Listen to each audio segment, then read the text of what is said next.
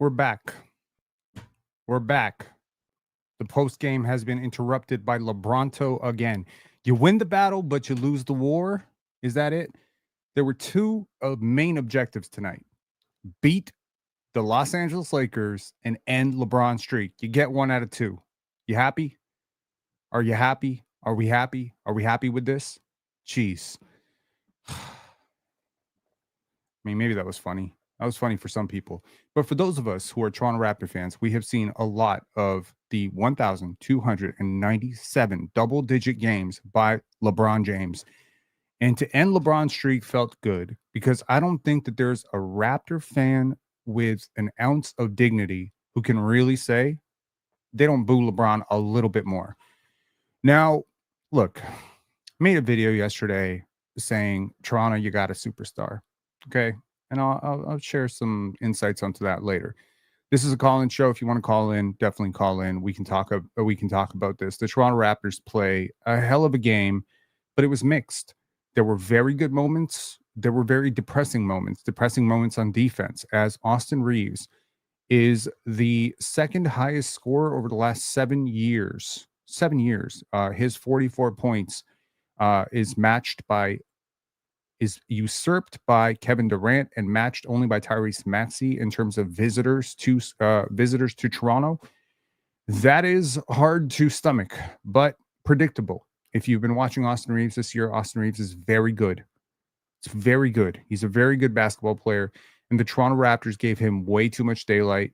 And look, I think if you're somebody, let me try to gather my thoughts here.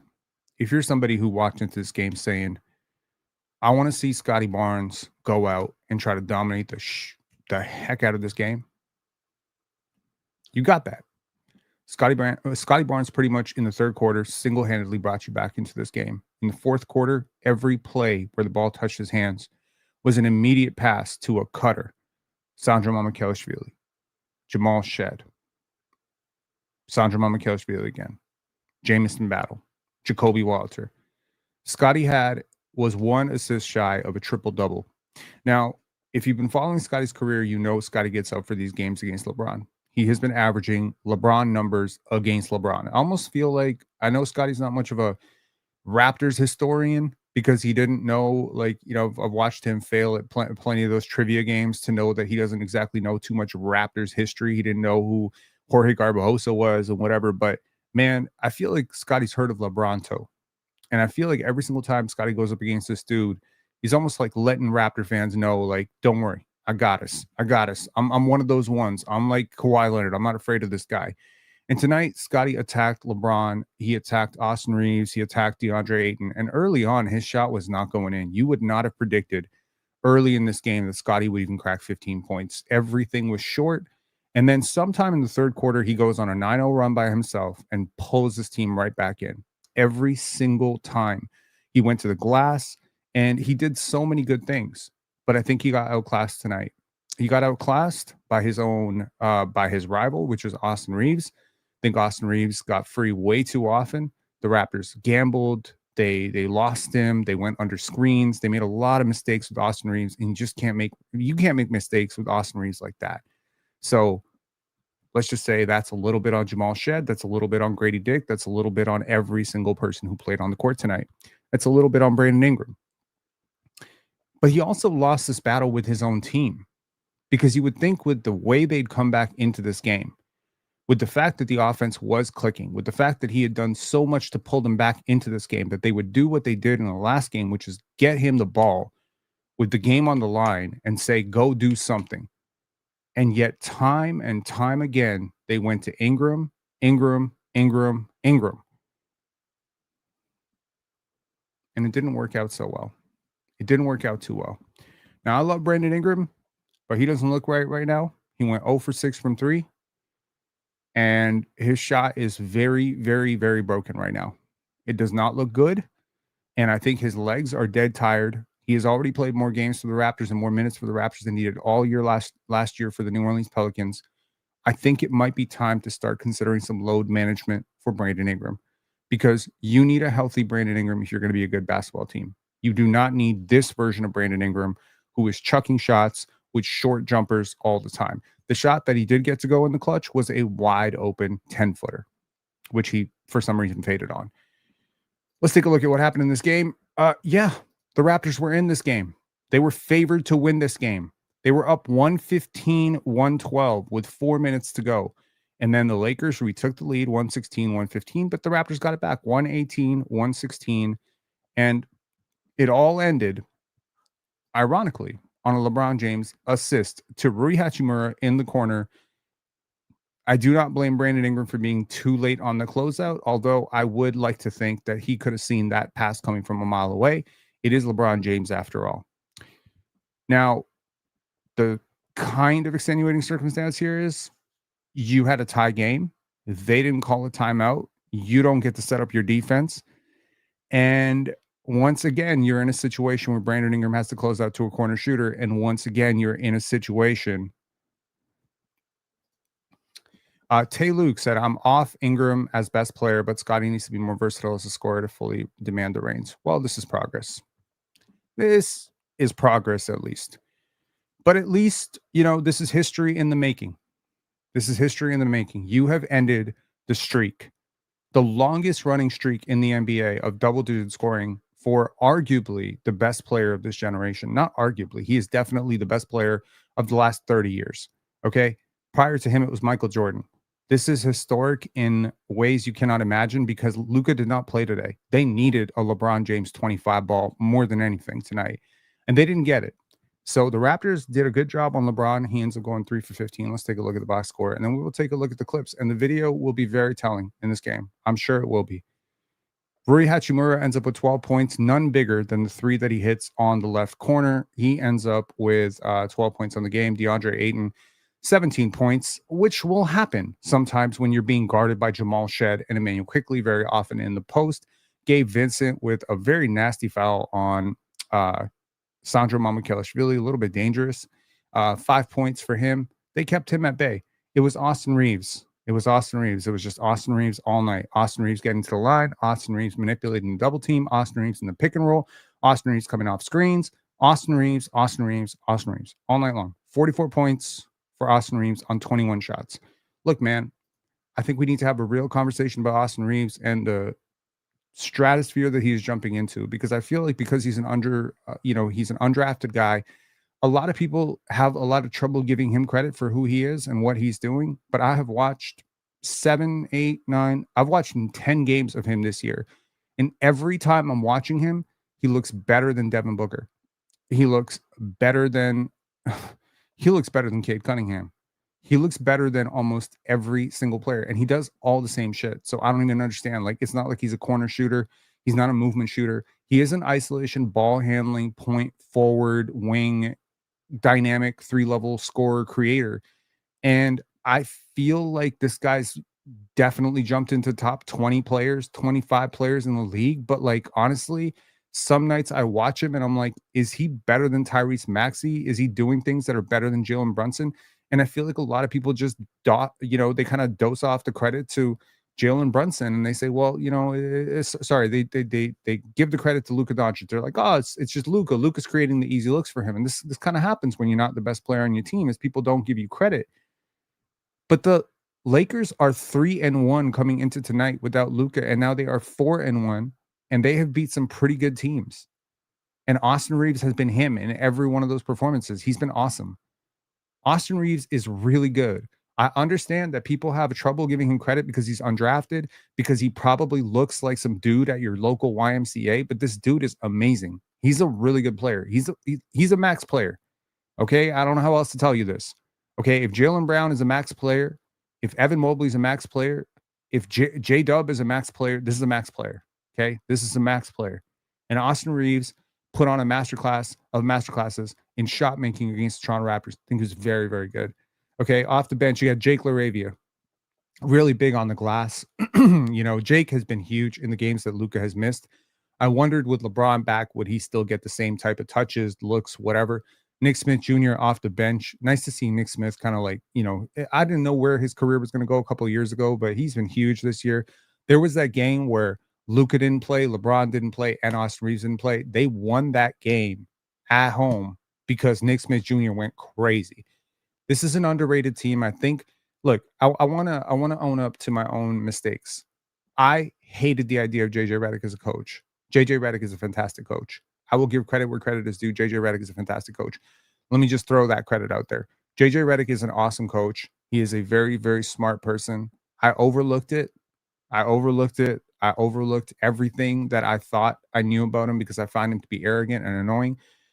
But honestly, sometimes we just don't like things in other people that we see in ourselves. And I see a lot of myself in JJ Redick. I see a lot of the same condescension, annoying, know-it-allism. And, I'm just like, who's the fuck does this guy think he is? He was a role player. Yeah, JJ Redick's a hell of a coach. He's a hell of a coach, and he's doing a great job. And he has absolutely empowered Austin Reeves to take over this offense when Luke is not on the court, and he's been great. For the Toronto Raptors, they get another sub-efficient scoring performance from Brandon Ingram, although I think his passing tonight was much better. His defense was awful, though.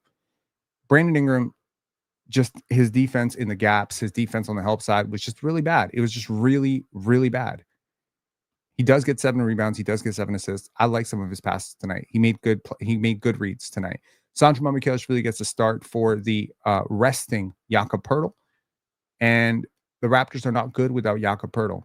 I believe with full confidence they win this game if Jakob Poeltl plays, because that would put Mamu on the bench. They get a kind of out of the nowhere performance from Jamison Battle. 10 points, 10 very valuable points in bringing the Raptors back into this. He leads all Raptors in plus minus. And Colin Murray-Boyles. Colin Murray-Boyles in the first half was a revelation. Didn't play as much in the second half. Man, he was awesome. He had multiple blocks, including a block. I thought he had 2 blocks. I don't know why they have 1 block on the box score. He was awesome tonight. Jamal Shed, questionable at times, but also very good in terms of the process of the court. Grady, perfectly fine. I think Jakobi was really good in terms of scoring. He was the third leading scorer for the Toronto Raptors tonight. His three ball was going. He made some good decisions in transition overall. Emmanuel Quickley, very forgettable game from him. He didn't do too much, but some of his decision making was just lackluster. Just couldn't get people into the offense. A lot of rushed possessions down the stretch where he couldn't get them into the offense. None of what happened tonight, in my humble opinion, goes on Scottie Barnes. This loss, he is washed from it. He did everything apart from the first quarter. And by the way, in the first quarter, when he couldn't get a shot to go down, when he just couldn't find his rhythm, he missed a free throw. He rarely ever misses free throws. He missed his first free throw tonight. He was fighting himself because he just couldn't get his touch right. But even in that process, he was still guarding his ass off. He was still making great passes. He was still rebounding the shit out of the basketball. Scotty Barnes having a damn near triple-double was the safest bet in the world tonight, because this dude gets up for those LeBron games. He is averaging on his career, by the way, 24 points, 9 rebounds, 6 assists against LeBron in his career. That goes right back to his rookie season. And he just gets up for these games. He gets up when he sees that purple and gold. He grew up a Lakers fan. He grew up a Kobe fan. He grew up a Magic fan. This is a big deal. Lakers coming to town. That's a game that's penciled. And you can tell he wanted this game. He had 4 offensive rebounds. And that doesn't even count like the 10 others that he tipped or almost got, or he was boxing out a dude and 2 other people kept in it, like got the offensive rebound because of him, or their transition offense got delayed because he was such a force, man. Physically, he was such a force. I cannot imagine that you could watch tonight's game and not walk away thinking, holy shit, Scotty Barnes is really freaking good at basketball.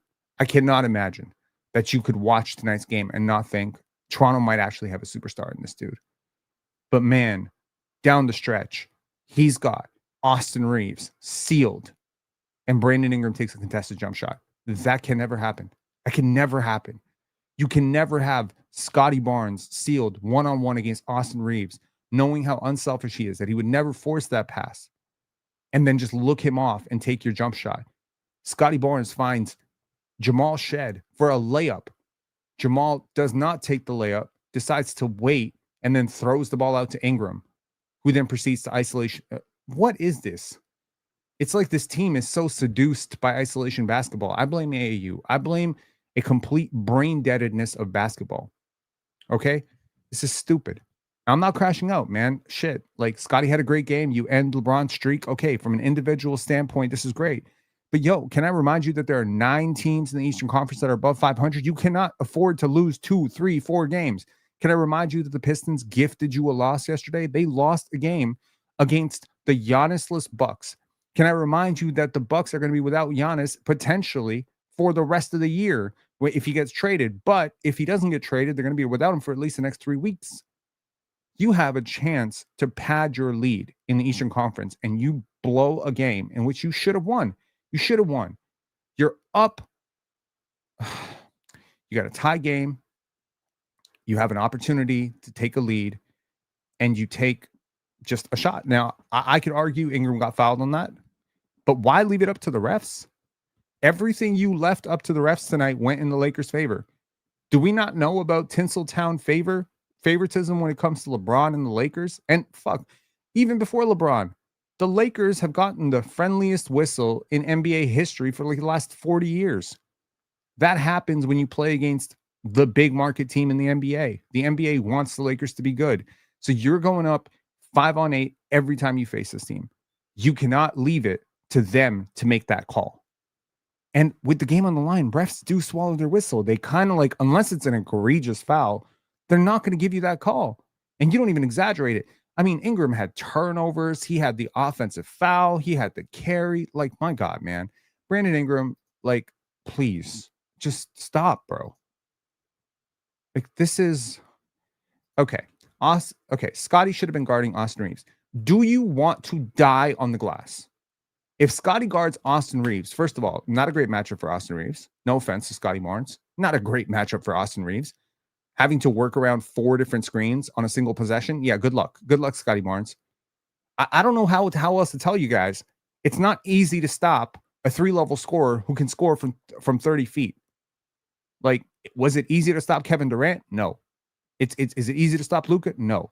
So putting Scotty on Austin Reeves would be the dumbest thing in the world, because now your best rebounder is also 28 feet from the basket. So if by some divine miracle he forces a miss, there's no one there to grab the rebound and no one there to box out. And oh, by the way, if there's a pass on the wing, there's no one there to sit in the gaps. And if the guy in the gap doesn't get the ball, then there's nowhere there to block the shot. You need Scotty lowering your defense. Okay?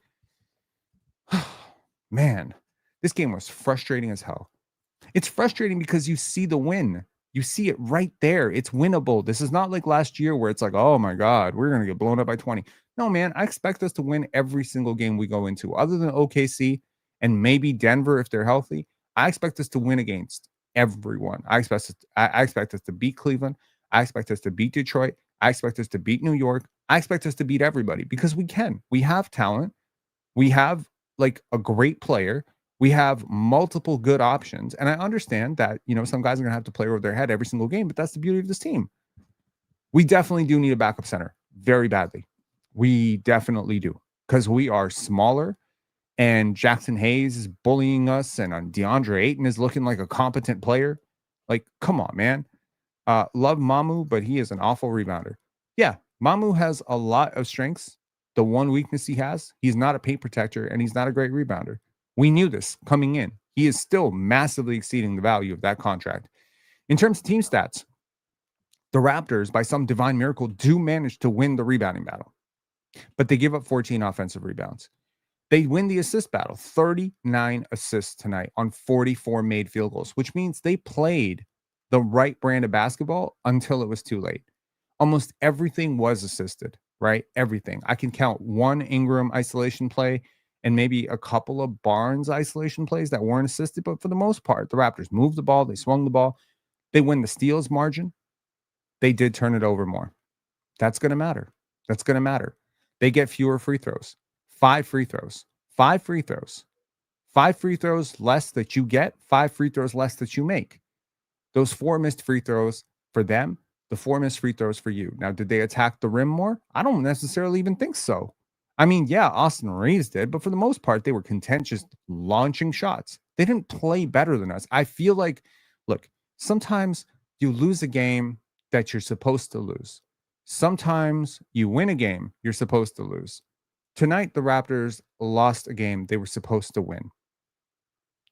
Sometimes you hear me complaining when they win a game they're supposed to lose, like that game against Brooklyn that comes to mind, where they play like bullshit basketball and somehow still win. Every team will win games they're supposed to lose, and every game will lose games they're supposed to win. I fully believe in my heart of hearts that the Raptors lost the game tonight that they were supposed to win. And man, it sucks because you're 2 games behind Detroit, and now you're 2.5 games behind Detroit. And you don't control it. You don't control it. Miami is surging.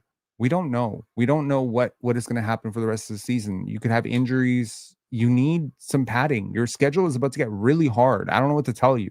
Okay, this homestand, this 5-game homestand here is very important. And tonight you have a winnable game against the Lakers. LeBron struggles. Austin Reeves goes off.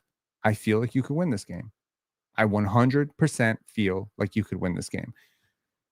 Pepperjack saying, do you guys know why Ochai sat out? Wondering if they're sitting him for a potential trade. I would like to think it's because Day'Ron Sharpe is literally on a plane to Toronto right now. Contract for contract. That is one trade that makes way too much sense for the Raptors. And I really don't care if you have to add 2 second-round picks to make it happen. Go make it happen. Day'Ron Sharpe is not some hot commodity. Just because he's one of my favorite players does not mean he has some insane amount of value around the league. He doesn't have that much value around the league. He's cool. Personal reasons. Yes. Okay.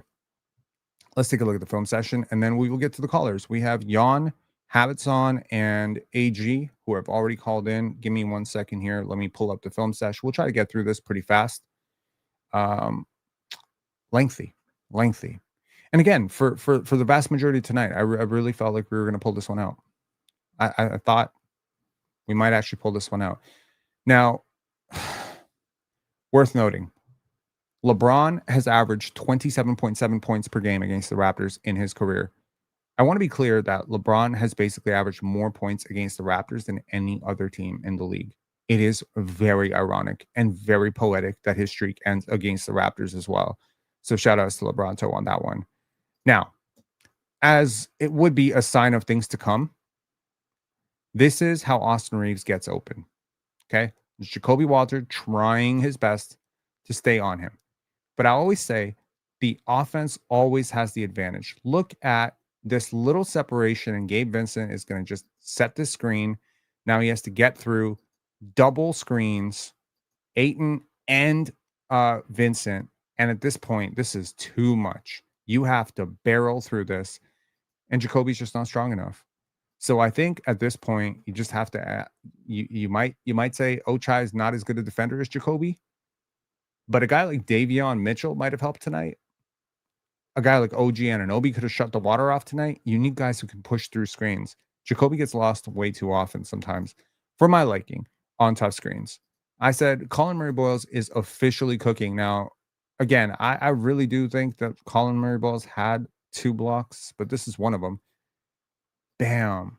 Now, I don't know if they just counted this as a miss for LeBron, but that was a nice block in transition. And look at this play right here. Triple threat takes on Jake LaRavia here.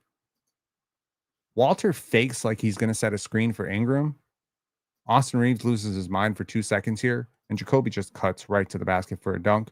Ayton is none the wiser, and great pass, but great decision by Jacoby to just sort of read that the defense was not looking. I said, hey, LaRavia, meet Lowry. Now here, Ingram misses this. This happened a couple times where just loose balls, he couldn't come up with it. There was a play where he gets the rebound and gets stripped on the rebound. It happened a little too often. You can see his body language is just very dejected, right? This is not winning basketball. He's been losing for so long. It's almost like Brandon Ingram has kind of like developed losing habits. Look at this. The play is still happening, my man. Why are you hanging your head? Go find somebody. And now Gabe Vincent is wide open. But here, Jamal Shed does not stop playing. Great read there. And very, very Kyle Lowry-esque, if I may say so myself.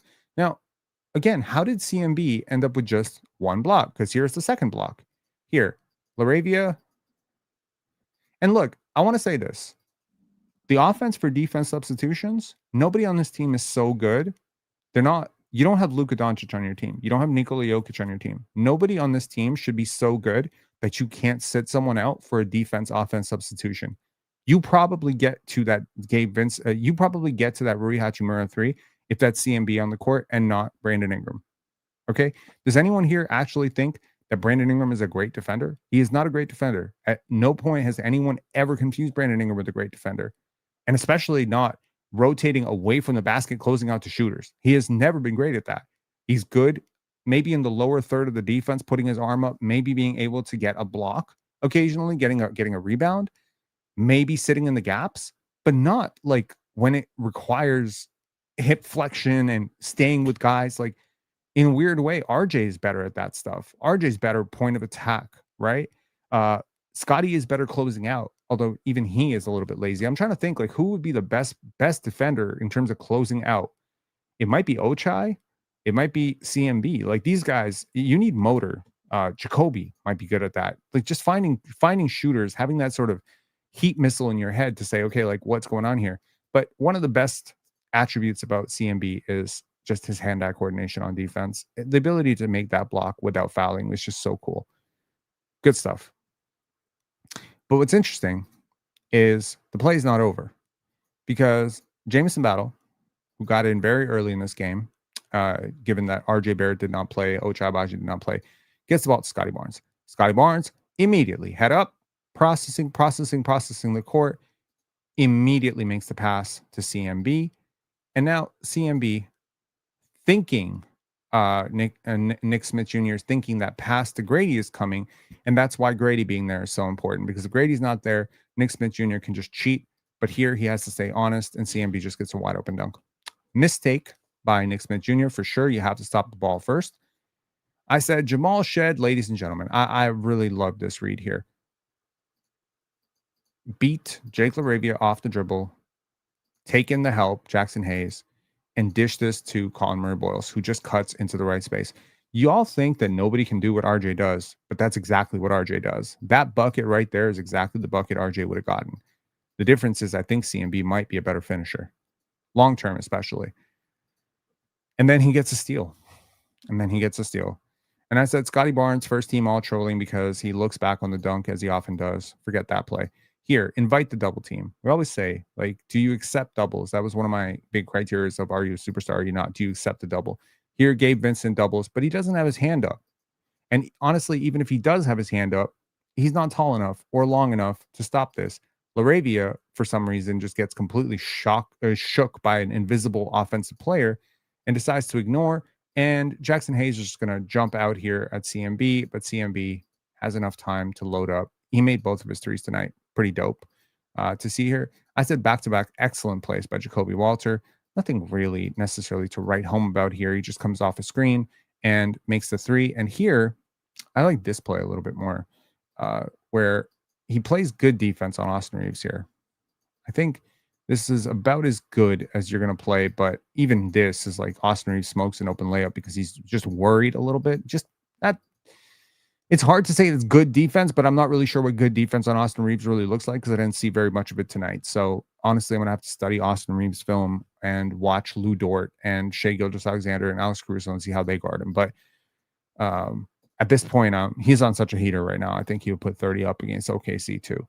And here, Jacoby is just going to accept the double, two defenders and make the simple read. Simple basketball, man. Makes the pass to Grady Dick. Grady Dick makes the shot. Very good to see those two connecting. I mean, look, if you're looking for signs that the future is bright in Toronto, this game was a great game for you. Your 4 first-round picks, Scottie Barnes, Grady Dick, Jacoby Walter, and CMB all balled out. They did a good job. And a couple of your undrafted guy, Jamison Battle, who's also very young, did a great job here too. Brandon Ingram, I like this. More of this, please. Accept the help. And here, CMB taking a note from Jakob Poeltl, shielding off DeAndre Ayton from getting to the block. Very nice.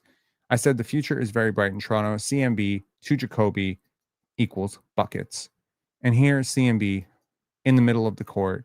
I really like his potential future as a bucket getter, rim roller, paint finisher, driver, but also as a playmaker.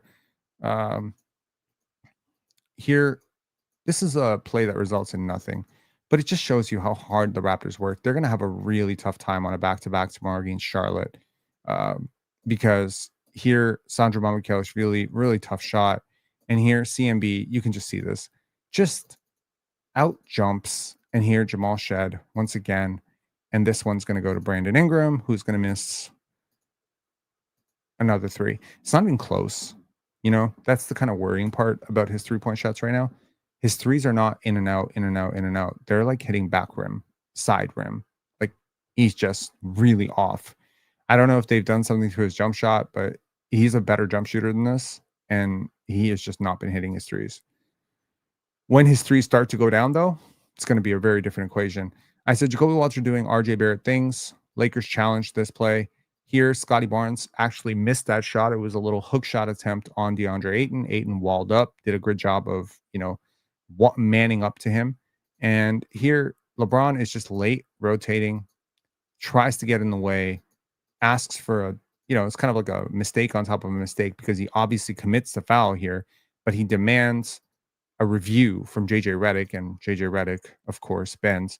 Here, Scottie Barnes just going for this ball, tips it off of the Lakers, and the Raptors get another possession here. I said 6 straight points for Scottie Barnes. It started with an open jumper. Then it moved into this. Rui Hachimura is not a good defender at all. And here, Scottie is just going to take him. Very reminiscent of some of the shots that he hit against Portland. And what I said yesterday on the Superstar video, he's just open. And you can see, like, it's going to get better for him. And here, this is a total, again, you can see the score, 68-74. The Raptors are down, and they were down, by double digits at this point. And Scottie just kind of went on a personal 9-0 run. And here, now you're back in this game.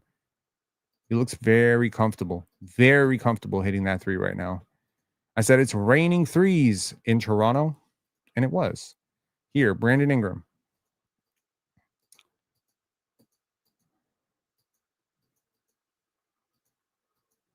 Makes the pass to Sandro Mamukelashvili. Very nice. And here, Emmanuel Quickly makes a pass to Mamu, who is obviously going to look at Jacoby Walter in the corner. Mamu is such a great connective passer. And here, the defender is very late closing out to him. Rui Hachimura, you are an ass defender. Good job, Jacoby. And I said Gabe Vincent is a pile of human garbage, because he is. Now here, Scottie Barnes steals this basketball away from DeAndre Ayton, runs a transition like he's Magic Johnson, makes another one of these whip passes to Sandro Mamukelashvili, who is surely about to give Scottie Barnes his triple-double. How many times did guys just get fouled right before they were about to give him that 10th assist, man? Too bad. Anyways, the main point there was Gabe Vincent pretty much tried to take his head off there. I said BI 3. This was a sight for sore eyes. I don't even think Brandon Ingram hit the net on this shot. This is great. But again, this is a really tough shot. Fading away, hand in the face, very little separation, hits the shot, beautiful shot. But you know what was maybe a better option? How about passing the CMB, dude? Like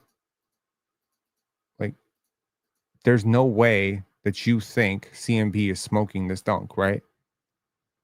And it's kind of the point. It's almost like this community is the only place we can go where we can have a real discussion about the process of offense, even when the offense works. It's almost like when I'm on PC, it's almost like when I say that somebody took a bad shot, they're just like, buddy, hit it. Buddy, hit it. I don't care if you hit it. I care how often you hit it. Jordan is hitting me up in the fucking text chain that we got going on Telegram. And he's just like, did BI just hit a jump shot over a double team?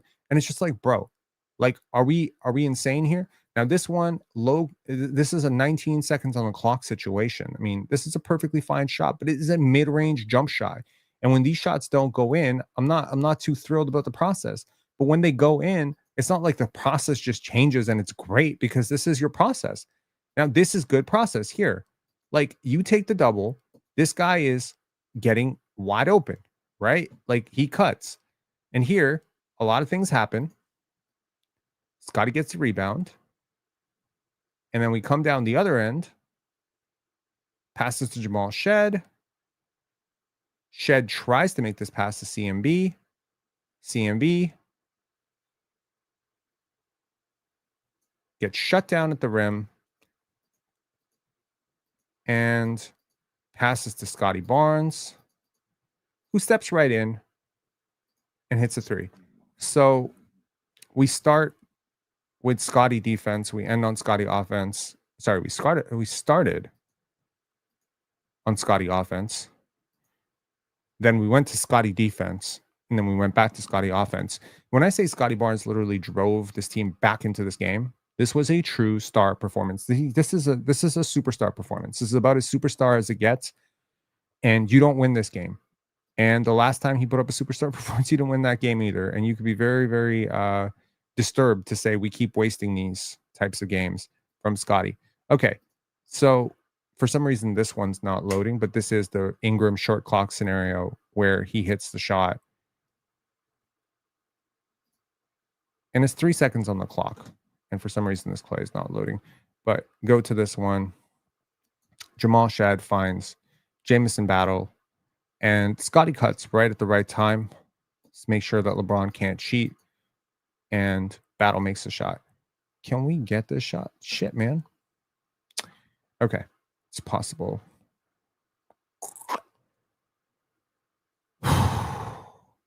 Okay.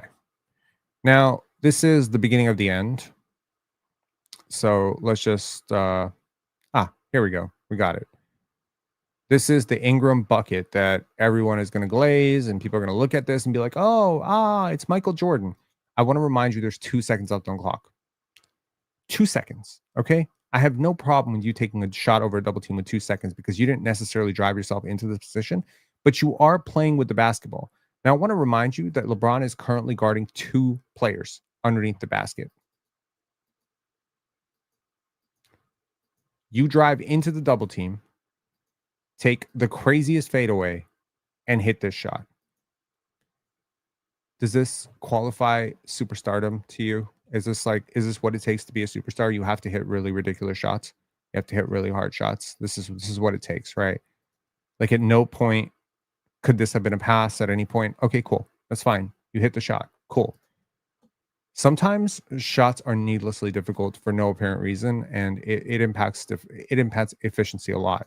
I said great cut by Scotty. This is a great cut by Scotty. Watch this. Here.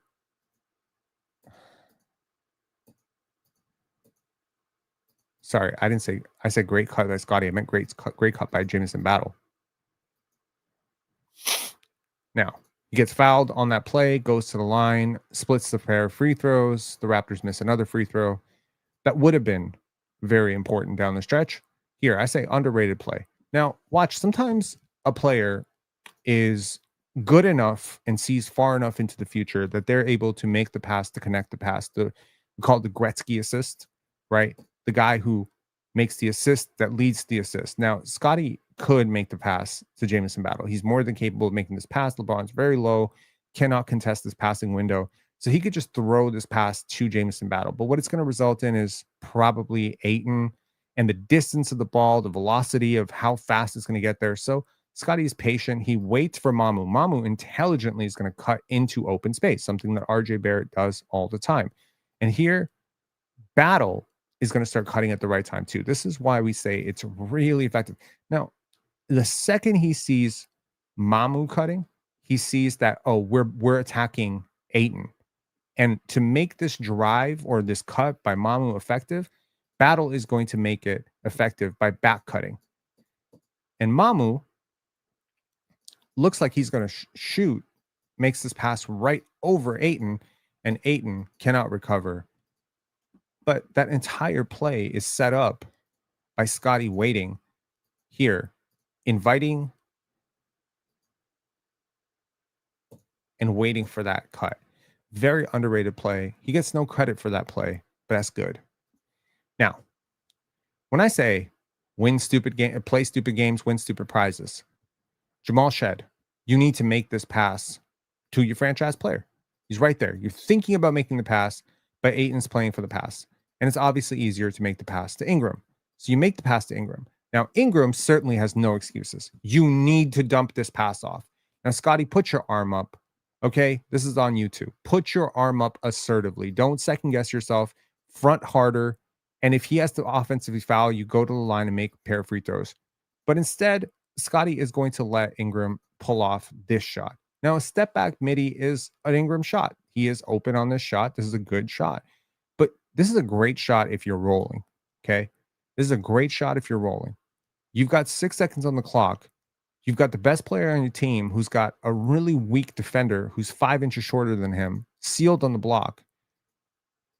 And I don't know if he thought maybe, okay, give Ingram a chance.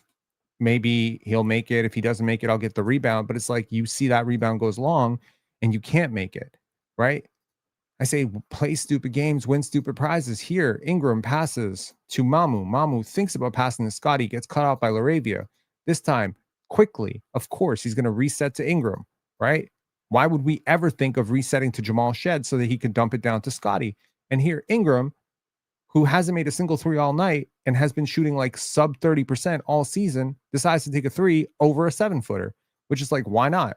Gets the offensive rebound. And this time shoves Austin Reeves and a very clear offensive foul. And he's very lucky he doesn't get caught for a flagrant foul. Now, I don't think this was flagrant at all. And here you get blocked. So even if you've gotten away with that, you're still going to get blocked in the back because you don't see the double. Like, what are we doing here? Like, can we have a conversation? Can we have a fucking conversation about the process and how diluted this is? Such a stupid play. You once again have Scotty single coverage in the post and you don't find a way to get him the ball? What are we doing here now? I'm not pretending he's Hakeem Olajuwon down there, but my God, man, he has done a good thing every single time you've gotten him the ball down there. And I said, we've got problems, man. And we really do. Scotty Barnes finds Jamal Shed for an open layup. Now here, you know what? This is on you, Scotty. Why the fuck are you passing to somebody? Why are you passing to anybody? Just go through Austin Reeves. You think Austin Reeves is supposed to stop you at the rim? Take the foul. Why are you so unselfish? The minute you pass to somebody else, they have a chance to pull this bullshit off. Jamal Shed, man among trees, right? 6 feet tall, 7-foot guy jumping over him, doesn't want to make a mistake. Thinks about making the outlet to Scotty. Scotty realizes, oh shit, he doesn't have the space, so he backs away. But no, look who's open. Oh, it's Brandon Ingram on LeBron James. Sees a double team. He passes to Scotty. Good job. This is good. Scotty says, okay, you clear out. Give me a wider angle so LeBron can't double. Okay? Now here, good pass. Is the formula so hard to understand? Get the ball in your best player's hands and let him do it. Let him make the play. Let him make the play. More often than not, you're going to get a better look. If you're Brandon Ingram, look, I'm going to say this as a smart basketball player.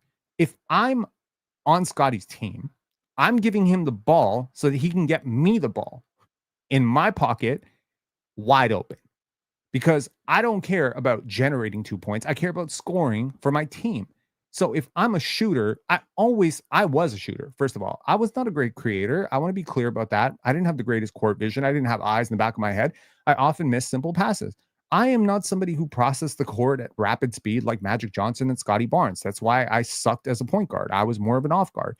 So I always found a way to get the ball to my best passing big or my best passing wings that get me back the ball. I was very good off the ball, like a little bit like Fred VanVleet a little bit. I was a very good shooter. So obviously, I'm going to try to get off the ball as quickly as possible so I can get it back.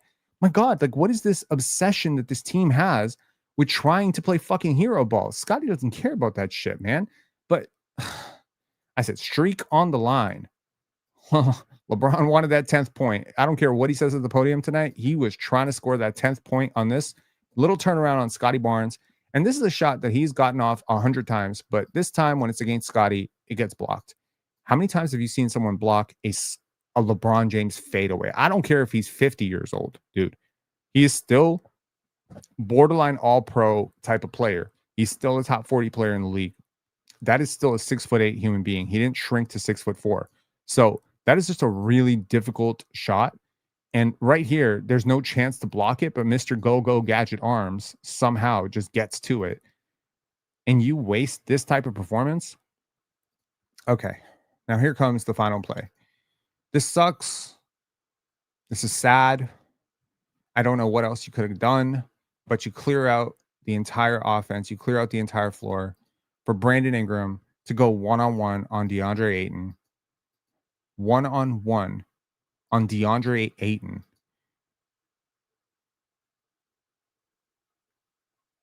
With 7 seconds on the clock, you can't pump fake? You can't pump fake? You can't pass to Emmanuel Quickly, who's wide open? No, this has to be your fucking shot? Do you even see how wide open Emmanuel Quickly is? If you have any doubt that you can make the shot, now honestly, you should have no doubt you can make the shot. This is an up and under. They're barely even guarding you. This is one of the worst defenses in the NBA, and somehow you smoke a layup. Now, people asking for a foul on this, show me the foul. Where's the foul? Where is the foul? Is it on the back? Does he get fouled after the play? He's complaining about it. He's like, I got fouled. I got fouled. Well, you know what? Don't leave it to the referees to decide the game. Okay? I believe there's something better than this. There has to be something better than this. Invite a fucking screen into this. Have Scotty set a screen. Isolate on LeBron James. Get a back cut from Sandro Mamukelashvili. Let the defense decide what the offense is going to do. But when the Raptors predetermine what they're going to do, whether it be Ingram, whether it be RJ Barrett, whether it be Emmanuel Quickly, whether it be Grady Dick, whether it be Jakob Poeltl, whether it be Scottie Barnes, whoever does it, it always fails. I don't know how else to tell you this. It almost always fails. Okay. 10% of the time, it doesn't fail. Are you going to use that 10% of the time? We're going to get destroyed in the NBA Cup if this is our process. If this is our process, and this is our closer, come hell or high water, if we're pulling that Pascal Siakam shit all over again, we have major issues here. Brandon Ingram is not Shai Gilgeous-Alexander. The only player in the league, there's 2 players in the league that I trust with this shot, sight unseen. And that is Shai, and that is Luka. That's it. That's it. Okay? That's it. Sight unseen, those are the players that I trust to make this shot every time. Because they would be patient. Maybe Jalen Brunson, maybe Donovan Mitchell. Now we're getting into the territory of like, yeah, but if someone's wide open, you better throw it. Right? Now, Ingram, he knew he was taking the shot. The defense knew he was taking the shot, and that's why you're so predictable. Everyone knows what you're doing. You didn't stop. You didn't think, oh, they're overplaying the drive. Let me step back and take the shot. Now, Ingram is a hell of a shot maker. He's the best one you have, for sure. But just because you're the best at something doesn't mean that something is what you have to go to against the worst defense or one of the worst defenses in the NBA. This is a bad defensive team. Austin Reeves and LeBron James are not good defenders at this point. I don't think DeAndre Ayton in space is a good defender. Okay? Now, here comes the game winner. Scotty's not able to get the rebound. They give it to LeBron James. LeBron gives it to Austin Reeves. He's walking up the court. No problem. Now, watch Ingram at the bottom left of the screen. Emmanuel Quickly. And you've got Jamal Shead on the court. So you're already very, very small. You've got no rebounding at all because your best rebounder is about 25 feet from the basket right now. Now, I don't know how I feel about Scotty's decision to double team here, but if Scotty doesn't double team, I'm positive. And you have to keep an eye on the clock. Scotty is very, very cognizant of the clock before he goes. He's going to go at 5 seconds. Right here, at 5 seconds, he goes to force somebody else to make a play. He's not going to let Austin Reeves get his 46 point. Reeves is not a selfish player. He doesn't launch a shot over a double team. He sees the double team come, and even though he's been cooking all night, even though he has 44 points, he does what Ingram won't do in this situation, which is he passes. Barely gets that pass away. LeBron catches it. And here LeBron, who is, by the way, at worst, the third best player of all time, has Emmanuel Quickly one-on-one with 3 seconds. His streak is on the line of double digits, and he is aware of it because he looks up a lot. And LeBron James makes the right play. The right play is the pass to the wide open corner shooter. Rui Hachimura is a good shooter. Emmanuel Quickly was a good shooter. So take this play right here, 3 seconds on the clock. Take this play right here, 8 seconds on the clock, and this is the difference between a person who knows how to play the game and, frankly, a person who doesn't know how to play the game. Brandon Ingram is a very skilled basketball player. Why do I want Chris Paul here? Because Chris Paul is going to be the guy in the locker room who has the balls to tell Brandon Ingram that he should have passed, that there was somebody wide open. Now, I'm not even of the opinion that he should have passed. Okay, it's very easy to armchair GM this and be like, okay, well, he missed the shot, so he should have passed. But if he made the shot, I would be glazing it. No, Ingram makes this decision too often. He predetermined the shot way too often. And I'm not saying that you should pass a wide open layup, but when you're not feeling right, you know it. As a hooper, you know it. You know you don't have elevation. And you can tell when Ingram is springy, you can tell. Right now, Ingram is playing through something. And look, the intention is good. I want to be clear about something. Today, I said on Player's Choice, I said, Cade Cunningham is shooting 29% from three. This is not very good. He's shooting 44% from the line. Sorry, 44% from the field, 45% from the field. This is not very good. I don't think he's having the most efficient season. I don't think he's on the level of a Shai Gilgeous-Alexander. And a lot of people said that's hate. I don't think it's hate. I don't think it's hate at all. If Scottie Barnes takes a dumbass fadeaway three, you will have me crash out. It's logic. We have to get away from this idea that saying something in a player's direction that is remotely negative is somehow meant as hating that player. Do not hate Brandon Ingram. Do not hate any player on this team. What's hating a person or hating a player generally is not holding them to a high enough standard that they could do better. I think Brandon Ingram is one of the most talented players in the league. He's one of the most gifted players in the league. He's proprioceptive. He has good footwork. He has a great catch radius. He has excellent physical tools. He is also a really smart basketball player. He's a good passer, but he doesn't know how to play the game. He does not know how to play the game. He may study the footwork of Kobe Bryant, but he doesn't have the mindset of Kobe Bryant. And this is the point. You need to learn the game. And the game is when you get 2 on you, 3 on you, somebody's open. And not holding a player to the standard that they can make that pass and should make that pass is the hate. So if you don't hold that player to the higher standard, that's hating, because that means you don't expect them to make the pass. I expect Brandon Ingram to make the right read. Okay? How much is Scotty's defense reason for LeBron having a sub-10 game? Like 20%, man. LeBron just missed shots. I'm not going to give Scotty credit for it. It's not like Scotty was on him on every single possession. Scotty guarded, Ayton. Scotty guarded a lot of players. But yeah, I would say Scotty deserves a ton of credit for blocking that, shot that LeBron inevitably would have hit. Like that was going to be an open shot for him if Scotty doesn't get out and block that shot. And that would have been the 10th point. So, shout outs to Scotty. But look, man, this one sucks because you should have won this game. You were the better team tonight. They had the best player for sure. Austin Reeves was amazing, but you had very narrowly the second best player, which is Scottie Barnes. Like I think Scottie Barnes played good enough that we can have a conversation about his contribution on his team. And I think if you remove Scotty and AR-15 from this game, the Raptors are the way better team.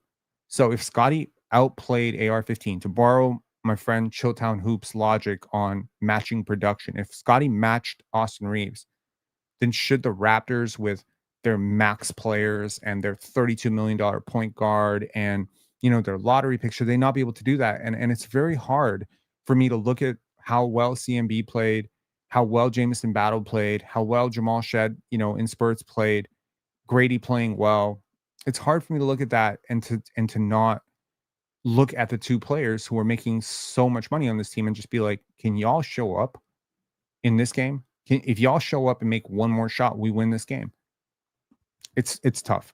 Anyways, Jan Habazon, you're going to have to connect your device. I'm going to go to AG, but we will get back to you when you connect your device. AG, what's up, man? Rob, I'm pissed. Okay.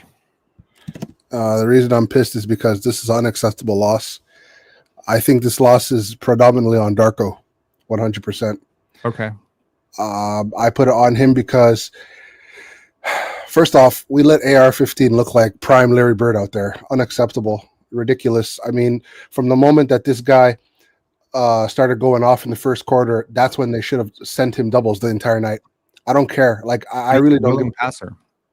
So Yeah, doubling well, him doesn't work as well as doubling ball hogs. well, that's fine because the other guys around him are complete scrubs. I would have let them beat us instead of him going off for 44 points. Okay. 100%. Like that's my logic. Because who's going to beat us? Gabe Vincent, he's a scrub. Aiton's a scrub. Ruri's a scrub. Like these guys stink, man. Like, look. If we were to wash, what's it called, AR-15 and Scotty, Raptors lineup is superior on every level, like completely. I think you Okay, might be so downplaying DeAndre Ayton versus no center.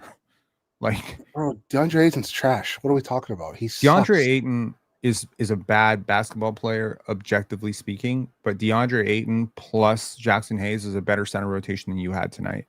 Okay, but we're not going to get beat by 20 by DeAndre Ayton and Jackson Hayes. I'm not worried about those guys. But AG, this is the compounding issue.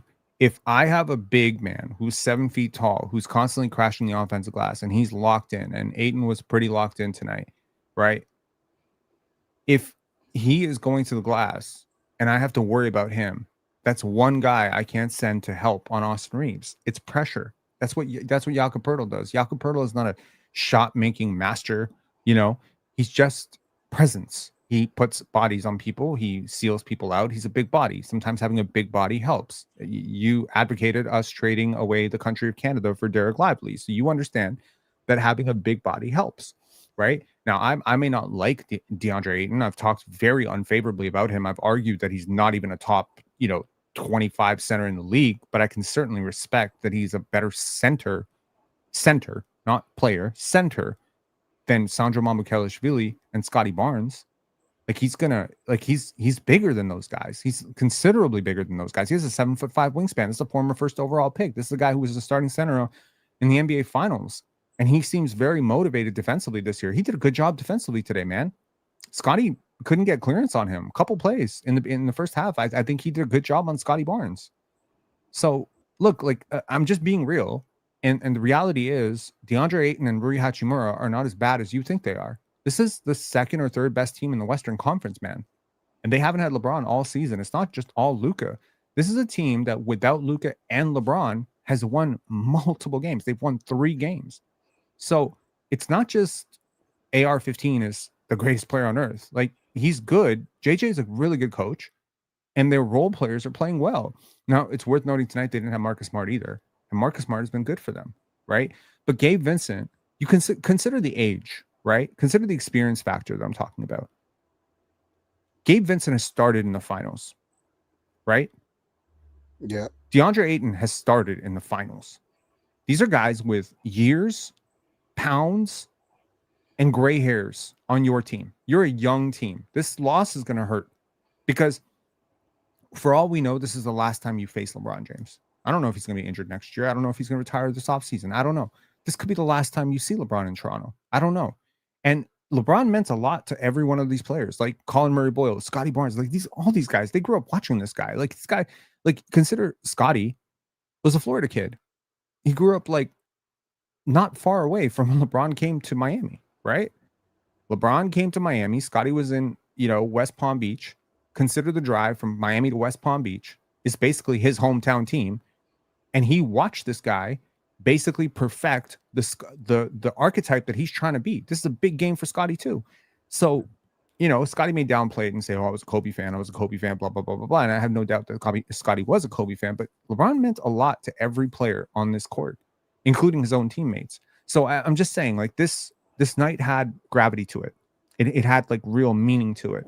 And LeBron has meant a world of pain to Toronto Raptor fans. And I feel like beating him tonight would have been cathartic for us. I feel. How about you? I think I don't know. I don't want to be distracted from my point, which was I think our defensive schemes tonight were terrible, personally. And the reason I'm saying that is because I'm looking at the box score. I'm looking at our rebounds, okay, because you were talking about how those guys are such a load. They have 38 rebounds, 24 defensive. We had 27 defensive rebounds, 41 in total. So we actually are rebounding them. Okay. Now, I think obviously if we were to send doubles to AR, those numbers would be a lot different, right? Mhm. I think I mean, they'd probably have more buckets for the bigs. Like my point is, that we should have traded AR's buckets for those guys. I don't think because the thing is, they made his life way too comfortable. And when you make a guy like that's life comfortable, he gets the foul baiting, he gets to do all his little his little song and dance on offense. Just completely shifted our defense, made us discombobulated. Like the guy was having a free throw, like just trips after trips to the free throw line.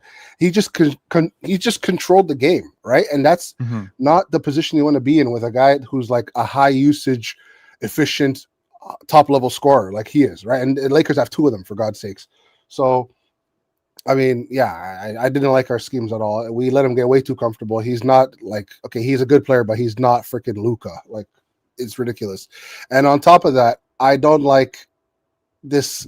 I've hated it for a few games now, but I'm really getting sick and tired of this Ingram ISO shit. Like, it's over the top now. It's getting really toxic, and it's like starting to bleed into our entire process. It's terrible. Like Ingram, you're a good player, but you're not Kobe Bryant. You'll never be Kobe Bryant. Like we need to stop overrating this kid because of that one game winner he hit over. I don't care, man. Like, can we get back to team ball? Like, what are we doing right now? And that also is on Darko because he's the leader, as Ingram said himself. He is the leader, and he is the guy who's supposed to set out these schemes. And these players need to know that this shit is unacceptable. Like, can we go back to what made us such a good team? Like, I don't know, like why we're doing this. Defer to BI, bro. You're not that guy. Okay, you're just not. Like, it's really pissing me off, man. And for the love of God, okay, for the love of God, I know trade windows have opened recently, but like, yo, Bobby Webster, get off the calculator and make some calls. We need some centers. We need some bigs, bro. Like, can we get some bigs? Like, it's just too much, man. We're getting, like, it makes a huge difference. Like, I see a lot of guys in the chat saying, yeah, they didn't have Luka. Bro, we didn't have Yak. Yak makes our team so much better. Like, everything just works when Yak is out there. Let me ask you a question. If we have RJ and Yak, and they have Luka and Marcus Smart, who wins this game? It would be close, honestly. It was close. I think that's, I don't know. They probably win. They probably win. So what are we talking about? But they wouldn't win like that much. Like, it wouldn't even be a blowout. It would be a close. Honestly, it's a toss up for me. It'd be a toss up. You think so? Yeah, I do, because I think Jakob makes a big difference on offense and defense for us, and RJ's slashing ability.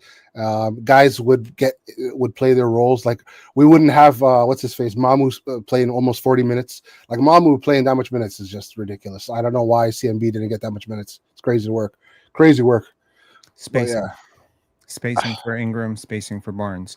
I mean, Mamu ended up playing 37 minutes tonight, so he led all players in minutes. He went 4 for 13. I think he had a tough shooting night, but he had a great passing night. He gave up a ton on the glass. To get 8 rebounds in 37 minutes as a center is tough. Scotty rebounded his ass off, man, in 36 minutes. I think Barnes sat too much, if I'm being honest. We were +3 with Scotty on the court, which means we lost the minutes without him by 6. How much did he play? How much? 36 minutes. So that means the 12 minutes without him, you lost by 6. Yeah, he needed to play north of 40 tonight in order for us to. But also, CMB was shooting well tonight. Like, his threes are dropping tonight. We should have. But in large part, it's not so much the threes you take, but the ones you don't that matter to me very much from the spacing perspective. Like when Jamison Battle is on the court, I think that's a big reason why Jamison was on the court. Like when you have a team that's really bad defensively, you want to push it on them and you want them to guard. Like you want them to not be able to sit in the paint. And in a lot of ways, I feel like Jakob could have made their life easier because you're a slower team without Jakob. You play a lot more half court with Jakob, and your spacing is a lot more compromised with Jakob. Like I understand what Jakob does to free up space, but I also know what he does to take away from space.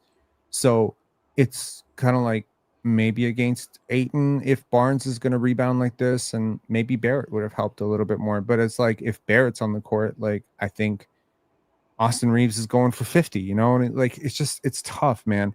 I don't know how much I agree with it's the scheme of Darko. I think more so than anything, every post game interview I've seen with Darko, he's always talking about like we need to move the ball, we can't get stuck, offense got stagnant. And yeah, to this point right here by JB, did the Ingram ISO go extreme after the game winner? Yes, it did. The Ingram isolation basketball was not a talking point at all for me through the first 12, 15 games of the season at all. I don't remember talking about it more than twice. Okay. I talked about it once after like the fourth game, and all of the internet lost their mind on me. Mm-hmm. Do you remember that? Do you remember that fucking thing? Yep. Well, where are we now? Where are we now? Look, man. Full circle. I don't joke about this Penstradamus shit. Okay. I take my analysis very seriously, and I believe I put in the type of work that can project well to understanding what's about to happen. And I think that's my biggest analysis, is always trying to understand what is going to happen. I think the best stats are predictive stats, not reflective stats. It's one thing to say Yogi Berra did this and this guy did this. It's another thing to say, no, this pitcher is going to do this next year. Like, that's different. To me, that's the goal of all analysis, is to be able to predict the future, right? Seeing Ingram buy into team culture, buy into defense, buy into movement, everything. I was like, oh my God, this is amazing. I've wanted Brandon Ingram to play like this my whole life. And the Raptors are winning. And suddenly it's not enough to win. We got to go into hero ball because RJ Barrett's not playing, and now I got to take 25, 26 shots every game. When is the last time Ingram has been under 22 shot attempts? I can't remember. When's the last time he shot over 50%? Like, there's a correlation here. You are not so good that you are better than open layups for Sandro Mamukelashvili. The only players who are good enough that you can, like, if Shea passes up, like, do you know, like, after I think it was like the game against the Rockets where the OKC Thunder went to overtime against the Rockets in the opening game. Yep. I was pissed at Shea's shot chucking. Like, he was chucking up threes and there were better options. And I'm like, what is this guy doing? Like, nobody is above criticism on these stupid shots. Nobody. Mm-hmm. But Shea, I will forgive a little bit. Okay. I mean, I can look the other way. I can be like, yes, it's a stupid shot, but you're Shea Gilgeous-Alexander. Michael Jordan, yes, maybe 3 players on you pass the ball, but you're Michael Jordan. So you get to do things that are kind of outside the rules. Okay, fine. You know, there's certain players that you make exceptions for, but even these mega talented shot makers, you'll often realize, like, very often it's this old school way of executing a game plan towards the end where they think, I have to put the ball in my best player's hands and we have to just live with the results come hell or high water. I'm like, this is AAU stupid basketball. Do you remember that play that the Heat designed for an Andrew Wiggins alley-oop? Do you remember that play where they won a game on an Andrew Wiggins inbound alley-oop? Like, that is genius. Mm-hmm. But that play cannot happen on a team with a guy who's just like, no, but I have to take the final shot. Do you remember Scottie Pippen pouting and refusing to go back in the game because Phil Jackson wanted to draw up a play for Tony Kukoc? Yeah, because Pippen was like, I'm Jordan. And Phil Jackson was like, you're not. You're not. There's one guy that I'm drawing that play up for, and it's fucking, because at that point, yes, Pippen's a better player, and he wanted to prove himself. But Tony Kukoc made the shot because Tony Kukoc was a better shooter. Yep. And it's such a stupid thing. And I felt like on a team with Scottie Barnes and with no real superstar on this team, unless Scottie becomes one, I was just like, you know what? We're going to be very egalitarian. So if Emmanuel Quickley's got a hot hand, we'll get it to Emmanuel Quickley. If CMB gets open, we'll get it to CMB and we'll trust it. I love that. But for some reason, this city and this media, and I think all the gas around it, around that game winner, has just kind of gone into, oh, Brandon Ingram's the star here. I don't like it. Why is that affecting the coaching staff? Like, why? I don't think it's affecting the coaching staff. I think Darko is very, very wise to the stupidity of what's happening, but I think he could probably make a point to not feed into it by saying, we all know why Brandon Ingram's here. Like, I also know why Brandon Ingram's here, because I think all of us with eyes can see that Brandon Ingram's here because he is the best at creating shots out of nothing. He's a specialist, Rob. He's a specialist, but we're treating him as if he's the be-all, end-all for on the offensive end. Like, this is ridiculous. I also think it's just to give BI some grace here. I do think that it is fair to note that he wants to win. I can tell from how much he bought in this offseason to how he's trying on defense. I think he's gassed. And I don't know if he has, because of all the reputation stuff with him about like injuries and stuff, I can see it. Every time he gets a little bit hurt, there's like a lot of stress and anxiety that comes up with that. Mhm. So I don't know if he's willing to go to the coaching staff and say, listen, my legs are dead. My legs have been dead for like 2 weeks, and I'm trying to put this team on my back, and I'm doing a horrible job of it. I Yep. know that if Brandon Ingram sits this game, we lose this game. Would you agree with that? I agree. Right? So he is needed. He is necessary. Please don't anyone walk away from this conversation thinking I'm blasting BI. I'm not blasting BI. I'm questioning BI. I'm questioning the decision making of the coaching staff to put the ball in his hands, come hell or high water, when the results have been so tepid. Right? Mhm. Historically, if you look back at the results are not great. Okay, like I have said this to a million people. Like Brandon Ingram taking shots over two defenders is not a recipe to win basketball games consistently. Nobody on this team is good enough to do that. So you have to find it. You have to find a screen. You have to find a pass. You have to find an angle, or you have to find an open man. But I don't think. I think maybe this game can hopefully open the eyes of everybody on the team and just say, hey, Brandon Ingram is not an automatic bailout. He is not Kobe Bryant. He is not Tracy McGrady. He is not that dude. Okay. He is not Vince Carter. He's not Kawhi Leonard. He's not that level of player. He's never been that level of player. And we can just get over it real quick. We can be real honest about who he is. He's an awesome player who's going to score 22 points efficiently if he wants to, inefficiently if he doesn't want to. That's it. That's all it is. You know? Yeah. Anyways, man, any final thoughts? Yeah, final thoughts. It'd be nice to have one of those guys who's a high usage, high volume, efficient, top point per game scorer. It would be really nice to have one of those, but we don't. Austin Reeves, go back, build. If you ever build a time machine, make sure we sign Austin Reeves. Yeah, pretty much. Peace. Yeah, but apparently his arms weren't long enough for the Raptors, so the Raptors passed on him. Okay, let's get to the tall one. The tall one, what's up, man? Hey, Rob, I haven't called in for a long time. Anyway, oh my God, that last play brought back some bad memories. I was at a game against the Cavs, like on LeBron's first go round, and it was almost the exact same play. He found it. He found Daniel Gibson open in the corner, and he won it on a three. And it was just like, so that was traumatic for me tonight, just seeing that play. And I know he lost the streak, but to me, that's like, it doesn't matter. He's still LeBron, and he killed us. It was just, it was. But isn't it? But given that the streak was 1,000. Oh, I know. 297 games. That is a multi-decade streak. Oh no, it's huge. It's huge. But I'm just saying, like, irrationally, that moment felt like he still was like, he was like, to me, the streak didn't matter that emotionally because of that last play. It just brought back so many memories. Like, it just shows how phenomenal the guy is. Like, I remember when it happened, I said, "Oh, fucking LeBron!" Like, he did it again. Like, he was so amazing. He's so amazing, and it's like, what a tribute to the guy. Even though, like, I hate him in a way, but I also love him. Like, he's just so good. And he's pretty cool off the court, and he's done some neat stuff. But like, fuck, I hate him sometimes. And tonight it just brought it back. That's it really did for an old time Raptors fan. I mean, I don't know, man. I gotta tell you, like, one of the wisest things that someone ever told me was make sure that you appreciate the small wins, right? And I feel like ending his streak is such a historical thing. That's true. I was thinking about this a lot. We often reference the 72 win Chicago Bulls and the 73 win Warriors, right? Yeah. What they accomplished was so ridiculous. We often reference Allen Iverson's tattoos. We reference the Malice in the Palace, right?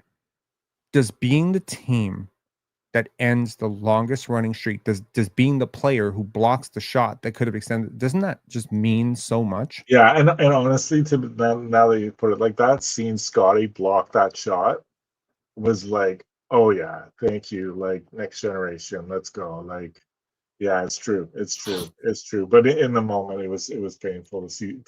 The second he passed to the guy in the corner, I was just like, oh my God, Daniel Gibson all over again. Yeah, it was.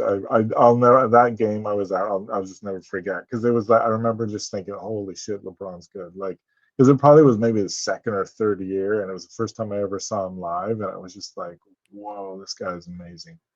So it's just yeah, no, but I know what you mean. Yeah, it is. Yeah, it's true. It's nice to have brought that streak to an end because it's like with all the stuff he did to the LeBron stuff. But yeah, you're right. I actually Maybe want to that. show you what I wrote in our group thread.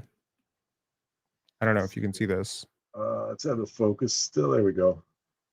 There goes Scotty Barnes average. No. Look above it. I said tonight LeBron Oh yeah. retires. I wrote that at 5:28. Nice, nice, Okay. nice. And That's uh awesome. Ox wrote Scotty picking on the elderly. That's fire. I said elder abuse is okay. LeBron's retired more men than Social Security. Damien said, what are the chances LeBron returns tonight? I said, we got no Jakob. Oh, he said no. Sorry. What are the chances LeBron Toe returns tonight? I said, we got no Jakob, and we can't seem to win without him. Lakers are 3-1 without Luka. Raptors are 1.5 favorites, but honestly, it's going to be close. I'm leaning towards the Lakers winning unless BI can shake off his funk. He's been horrible for 4 games now.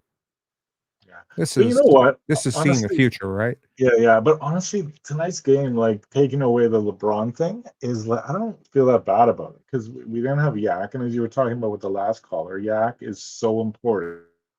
He does so many little things that just add up to like really Mhm. good stuff. And and it really just shows we need a backup center because when he's not available, like we all love Manu, but he's such a different kind of center. We need a center that can kind of duplicate what Yak does, just because you just Sure. need it. Like even if we had DeAndre Ayton, I mean, he's not a great center, but like Ugh. he would have been nice in the Raptors Do tonight you know how much because snow we get here? yeah, but he's a You big have you boy. heard the story? No, I haven't actually. No. So he got snowed in one game and didn't show up for work because he had too much snow in his driveway. Oh my god, that's So hilarious. I've officially believed that we have too much snow for DeAndre Ayton to play here. Can Unfortunately, you imagine if a Raptor said that? Oh, that would be quite hilarious. it Um, really would be hilarious. yeah, but no, it Yeah, really does show we need a big body. Like doesn't have to be a Aaron Sharp, star. man. Yeah, Aaron yeah. Sharp. I mean, sure. I mean, but I made some notes before I called in, and like to me, the season kind of comes down to Bobby Webster and what he can do because this team has become a good team, but they're not a Sure. great team yet, and they're Right. not even a really good team. They're just a good team, which is so different from the past few seasons. But Sure. it's such a flawed roster. I mean, it's like so with some good changes, I think they could really go. And but they need some injection of new talents, new Sure. new skills. Like Yeah. for me, like I know the backup center you talked about a lot, but for me, I really think they need like a starting point guard because like quickly. I mean, I think he's a great shooting guard, but as a point guard, he isn't a point guard who's going to take you to the finals. Sure. And Would you mind if I bring on Jan, Recruiter Dude, and Nolan? I feel like yeah, this sure. conversation Yeah, could yeah, go a yeah. little bit long, and I don't think that people are going to want to be here for like 4 Yeah, I hours. know. So, I know. Me same. Recruiter Dude, Nolan, Jan, meet the tall one, meet whoever has the YouTube on in the back, please mute, please. Okay. Jan, you've been waiting a long time. What's up, man? How are you feeling? Oh man, I don't know, man. I don't want to make this like a common thing where I just come on here like every Raptors loss and just like trash on Bi. And I'm not trashing on him. He's been good for us, majority for us in the season. But man, tonight was just Gotta so be patient, man. frustrating. Yeah. It was so frustrating, man. And the reason why it's frustrating because I thought things were gonna get better after the Charlotte game, where clearly it looked like Scotty was our best player and he got the hot hand. And there was countless times late in the game where Scotty had AR on him, and I love AR, but brother, when that man is on Scotty, you gotta give him the ball.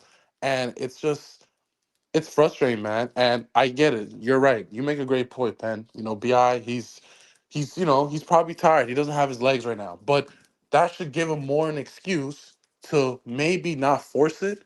You know what I mean? Like if you know you don't got your legs, you know you're not healthy right now, maybe you should rely on your teammates a little bit more, especially Scotty, who it looked like every time he had the ball was generating advantages, getting guys open looks, or Sure. it turned out to that basket. Like he was like picking, like he did a great job just finding people and finding like just like oh, it was just so frustrating, man. Like he was Yeah. clearly the best option, and the fact that we just couldn't not give him the ball. And like I think the play that I want to really talk about is the play where he has AR and he's demanding the ball from Jamal Shed, but he doesn't get it. So Jamal gives it to BI. You already showed it, and then he doesn't demand the ball from BI. He just like lets BI go to work. I think that is the problem right there. Right? Is the hierarchy is that he's not willing to, you know what I'm saying, like just to demand the ball from BI. I just feel like sometimes he's so passive when it comes to, you know, BI is a man, let him go to work. When in reality, he's the better option. You know what I mean? Like, Yeah, I hear you. So Recruiter Dude, what do you think of that play? Did you see that play? Sorry, I'm trying to get everyone involved. I feel no, like true, true, true. No, everyone's it's okay. gonna go on a monologue. So yeah. Yeah. I was kind of zoning out, to be honest with you. Sorry. what was the play we're talking about?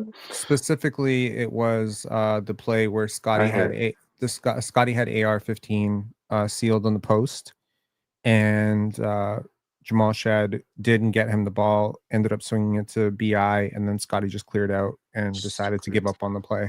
And Can I ask you a question? Can I ask you a question? By the Sure. way, I turned 41 today. Oh, happy birthday! Thanks. That's partly why I'm calling in, because I have 3 kids and no social life. So I'm just like calling in, vying for attention. Happy birthday! What do you just change the conversation for a second? What's your honest opinion of Austin Reeves? I think he's amazing. I think he's a really, really great shot maker. I love how he processes the court. Yeah, man. I got to tell you, like, I have a little bit of a bias against North American white players.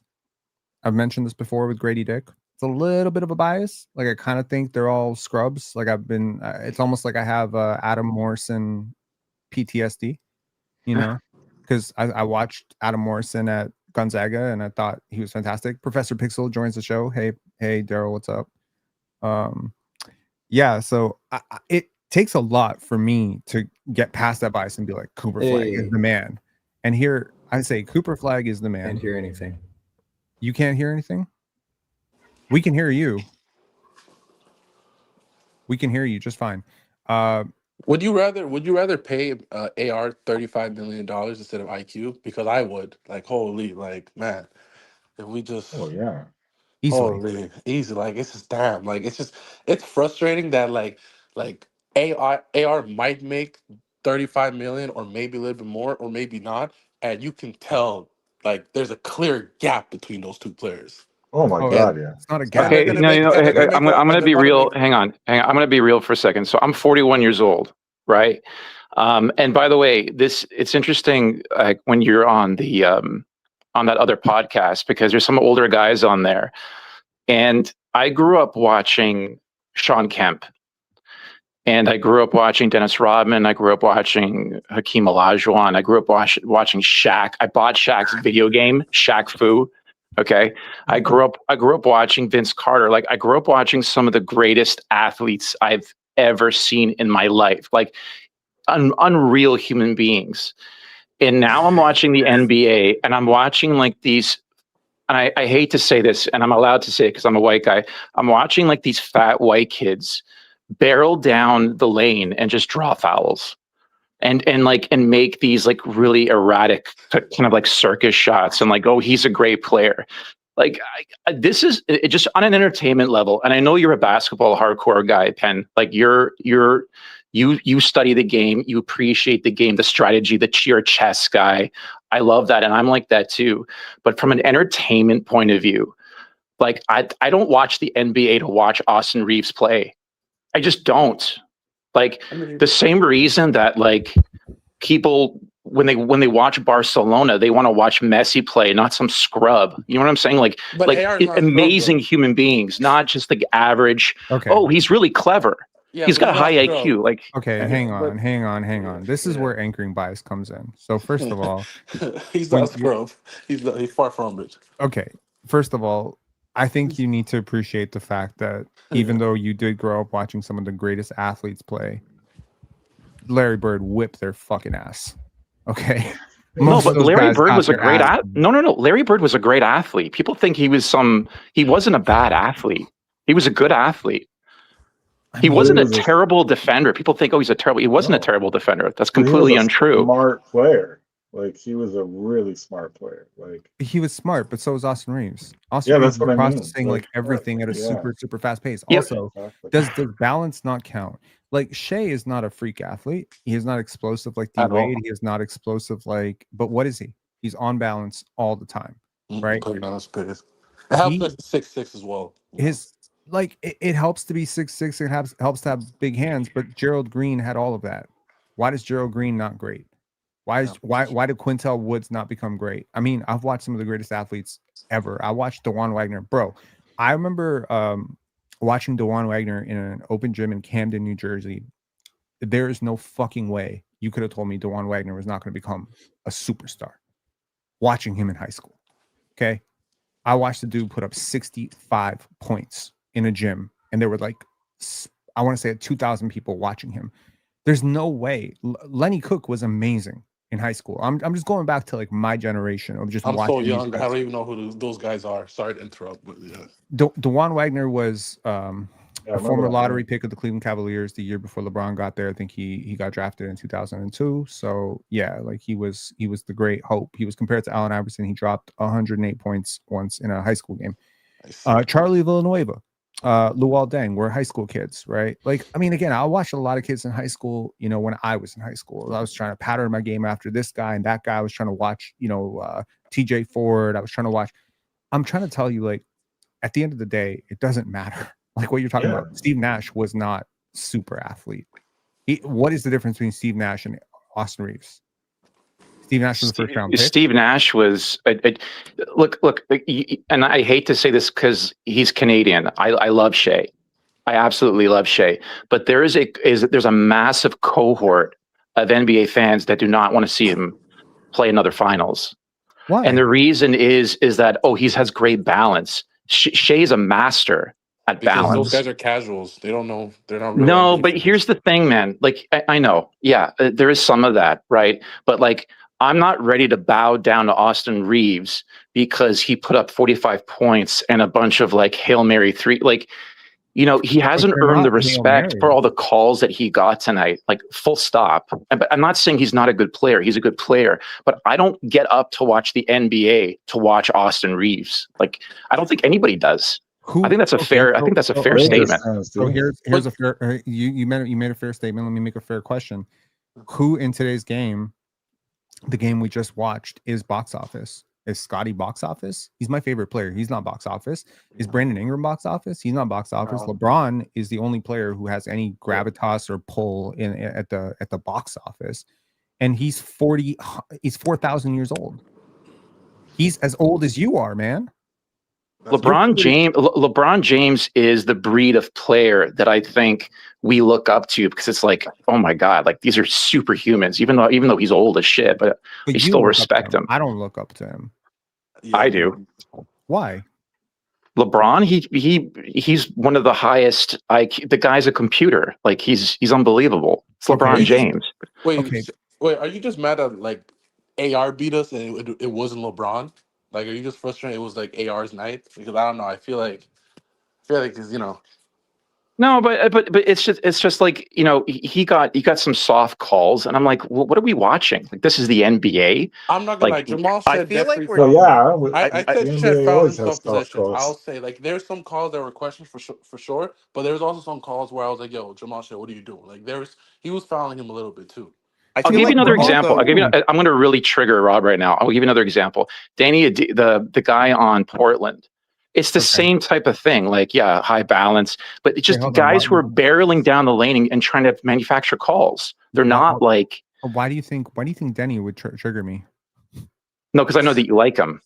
Oh, okay. I also like Austin Reeves. Just by the way, I generally. I know like you do. Players. I know you do. Look, I think. Look, the rules are the rules. Okay, Michael Jordan was getting like 11 foul calls a game in the playoffs.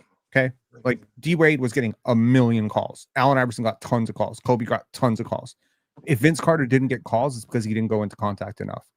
You know, so great scorers always find ways to manipulate the rules of the game. Now, are you arguing that the rules of the game have changed and bent in favor of the offense? You are 100% correct. The things that people are allowed to do with the half step, the hang dribble, all the stuff that they're able to do, you couldn't do that. You'd get called for like 8 violations to do half of the moves that guys like Tatum and Brown do today.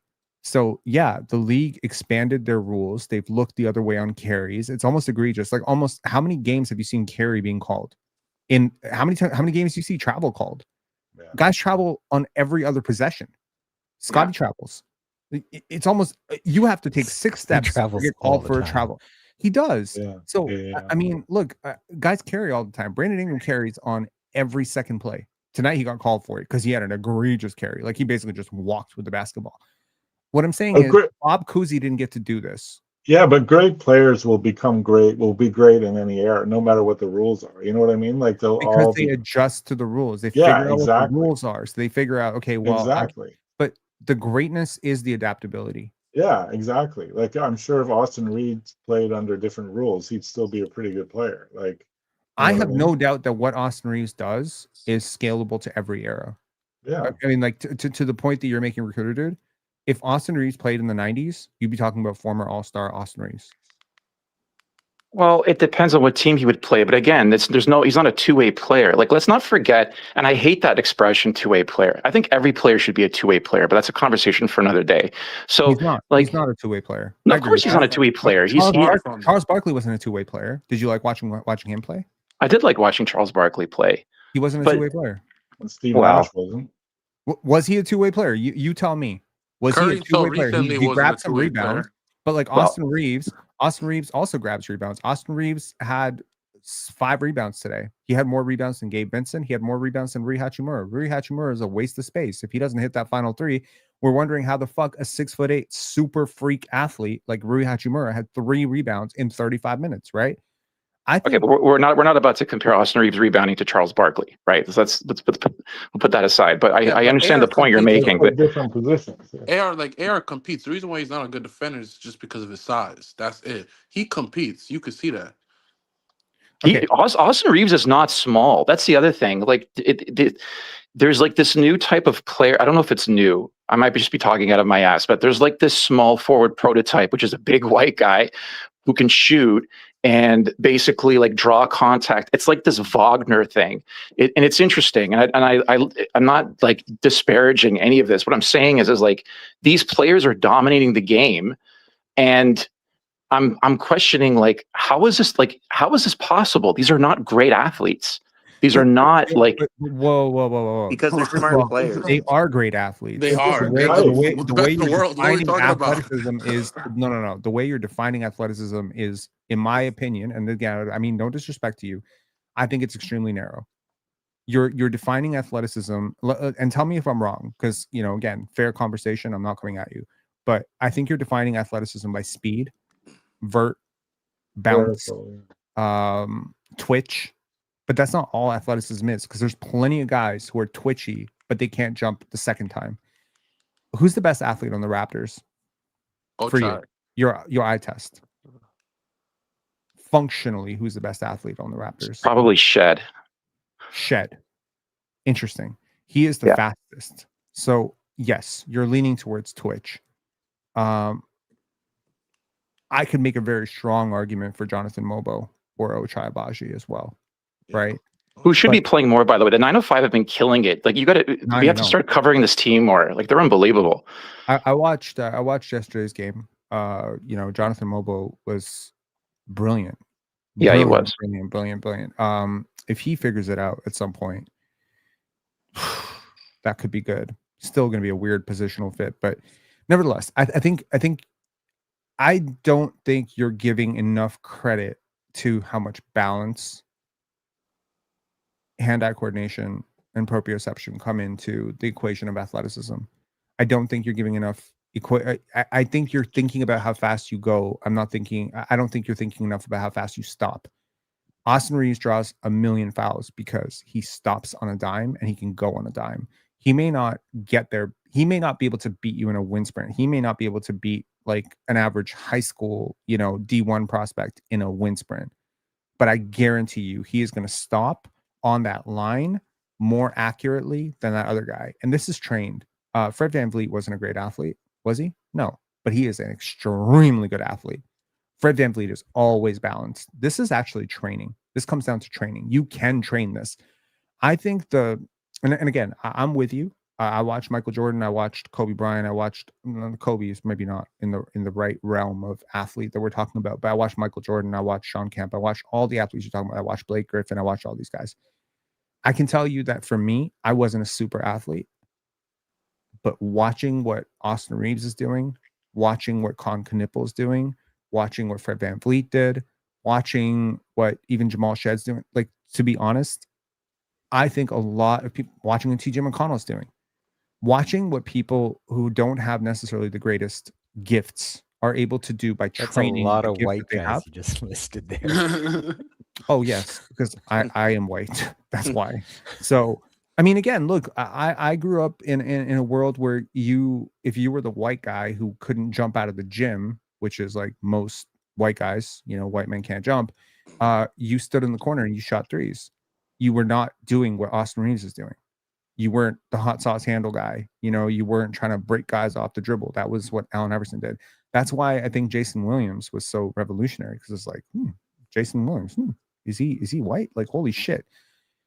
And yeah, I think the context around that, like Con Knipple, he has game, man. He's not like just a white shooter. He's not Liam McNeely. He's got like real game. If Con Knipple was black, Con Knipple would probably look more right to your eyes, to be honest. Con Knipple though has like this refined game out of college that like you can't help but. Austin Reeves is great out of college, man. Exactly. Yeah. No, but Austin Reeves is kind of like, we matched him for pace on his drives and like his turnaround and his inside step, and we see that we were still getting these calls, and I'm like, really? It's Austin, like he's good, but he's not. You know what I mean? Like a player with that, a player like that should not be putting up this many points, and an NBA that's like. I have a question. I have a Why question for not? you. I have a question for you. Do you have a hard time viewing him as like this good of a player because he was undrafted and like he kind of came out of nowhere? Like, No, what I struggle with. If he was I'll answer your question. pick, right? Yeah, Like, what I struggle. Go ahead. If he was a top 5 pick, right, like a Reed Shepherd or something like that, right? Would you still struggle to admit that he's this good of a player? Reed Shepherd's amazing too, by the way. No, I know. That's what I'm saying. No, I'm just saying like I'll let Reed you Shepherd know. was a top 2 pick. I'm saying like if AR was a top 5 pick, like would it be easy for you to accept like he was this good of a player, or it's hard for you to understand like, oh, like he can't be this good just because he was undrafted? It would be easier for me to accept if he wasn't playing for the Lakers, and I just think there's like this kind of hampered treatment with. Yeah, Lakers players. Yeah, I get it. Like, I'm sorry, man. Like, who the fuck cares about like Austin? Like this guy, like he's a good player, but you often talk about, Rob, like if this guy and this guy plays one, like if Scotty and Austin Reeves played one-on-one, Scotty would like ruin his life. He would destroy him. Can I interject for just a second? Who wait, is it I mean, losers outs Scotty or would winners outs? Wait, what? Is it losers outs or winners outs? Because I feel like if Austin Reeves just gets to take shots, he's gonna take shots from 50 feet away, and Scotty's gonna be having a really tough time guarding him. You could at say 50 if feet. Scotty. You could say, But yes, Scotty one-on-one, I think Scotty's gonna knock it. I think Scotty wins one-on-one, if we're being honest. She does. I think Yeah. Scotty beats Steph Curry in 1-on-1. Like, what are we talking about? Can That's I because of the interject? size. That's why. Like, I don't Okay. think That's a 1-on-1. Like, I'm not saying Scotty's a better player than Steph Curry. Don't get me wrong. I would obviously I know Steph is better, but look, I understand kind of what you're saying, but honestly, like, and this is just me personally, I think that Austin Reeves gets hated on enough, to be honest, for me to entertain having this conversation any longer. I don't hate him. I don't have any issue watching him. I enjoy watching him. I think he's awesome. I hate that he plays for the Lakers as well. I wish he played for the Indiana Pacers or something like that. But unbelievable as he may be, unbelievable as it may be, a white dude is cooking up on the Lakers. Then there's two white dudes cooking up on the Lakers. Luka was also considered unathletic. You remember, like DeAndre Ayton, that guy we just played today? That dude went over him in a draft for some inexplicable reason, and he went over him explicitly because people thought Luka's not athletic enough. We need to rethink athleticism. That's all I'm going to say. We need to rethink athleticism. It doesn't always look like Tracy McGrady and Kevin Garnett. Sometimes it looks like Tim Duncan.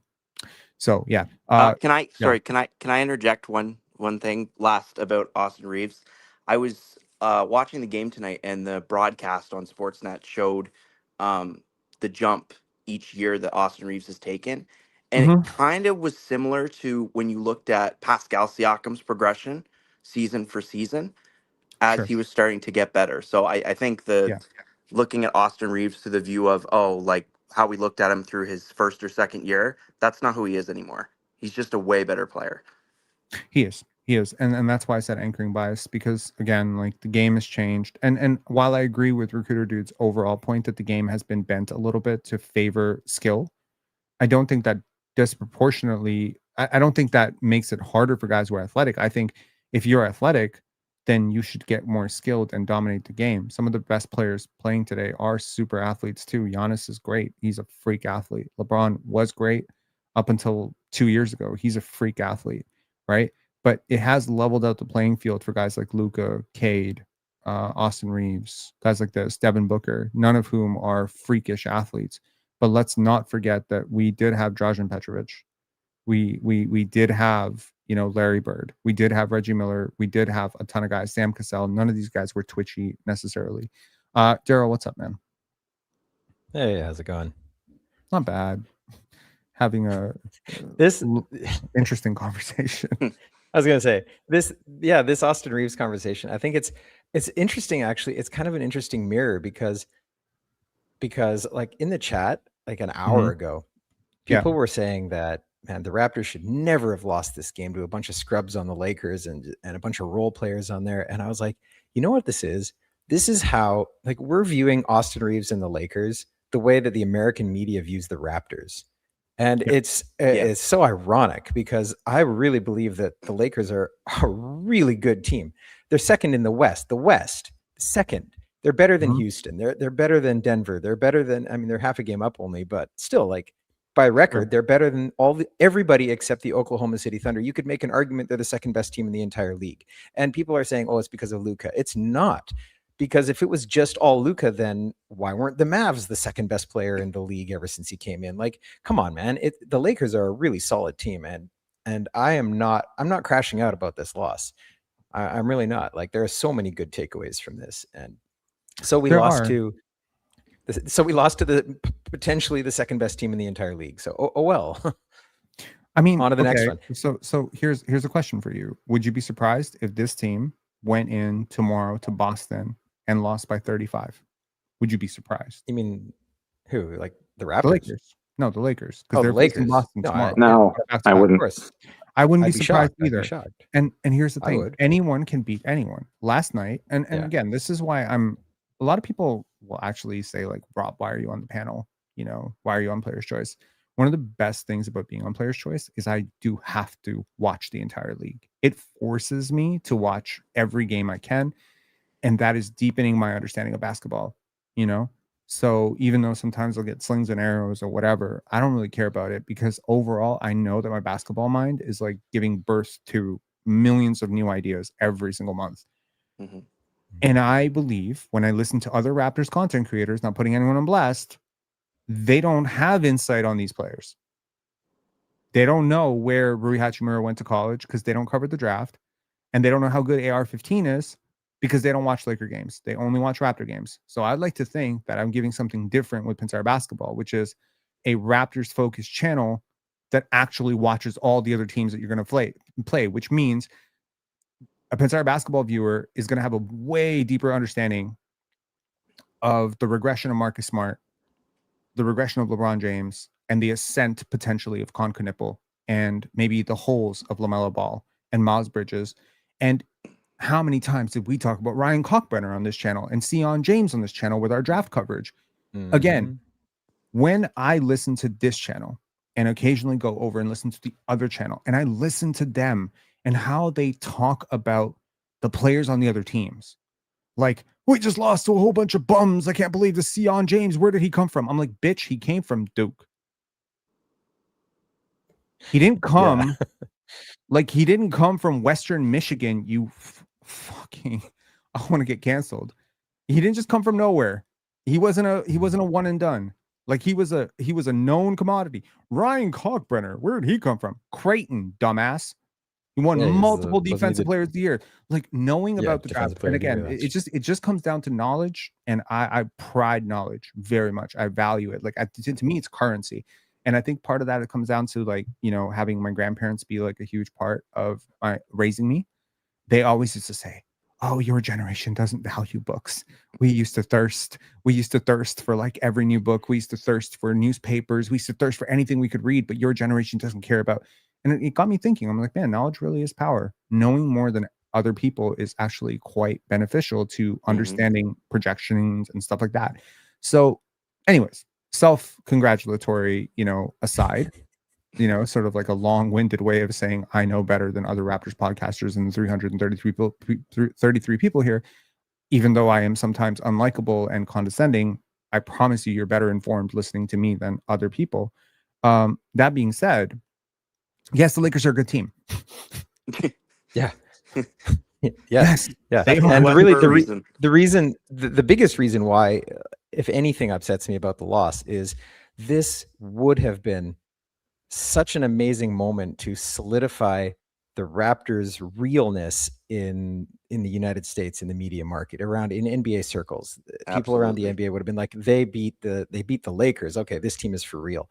To me, that's the biggest like negative takeaway from this loss. Is it was an opportunity, I think, that could have changed. Do you really feel that way though? I just feel like they're another team. Like what would you put? Can I ask you both? What do you put their chances at for, let's say, the Eastern Conference Finals in the West? I put it like definitively at 0%. Well, that's how I feel about them. Anyway, recruiter, you're not going to tell me that you think the Lakers have a 0% chance of winning a championship. I just think they're so flawed defensively that you can't survive. You know, you have to remember like what Luka did with the Mavericks was so impressive, but like it was anchored so well. This team has no anchor. Like they're a fly by night hot shooting team that we lost to, that we should have beat. Not a good anchor.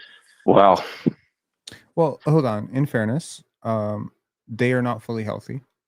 They have not had arguably their second best player, but probably at this point their third best player for most of the season. Luka was out tonight because of the birth of his second child, so that's important. DeAndre Ayton is integrating after 2-3 years of hiatus from caring about basketball because it's contract time again, and he's got to show everyone in the world that, hey, dominating can play, and you need to give me another $20 million so I can go fuck off for another 2 years. So that's happening. I think the roster is a little bit flawed, but also shout out to Jake LaRavia. I didn't like that signing. He's been awesome. He's been really good.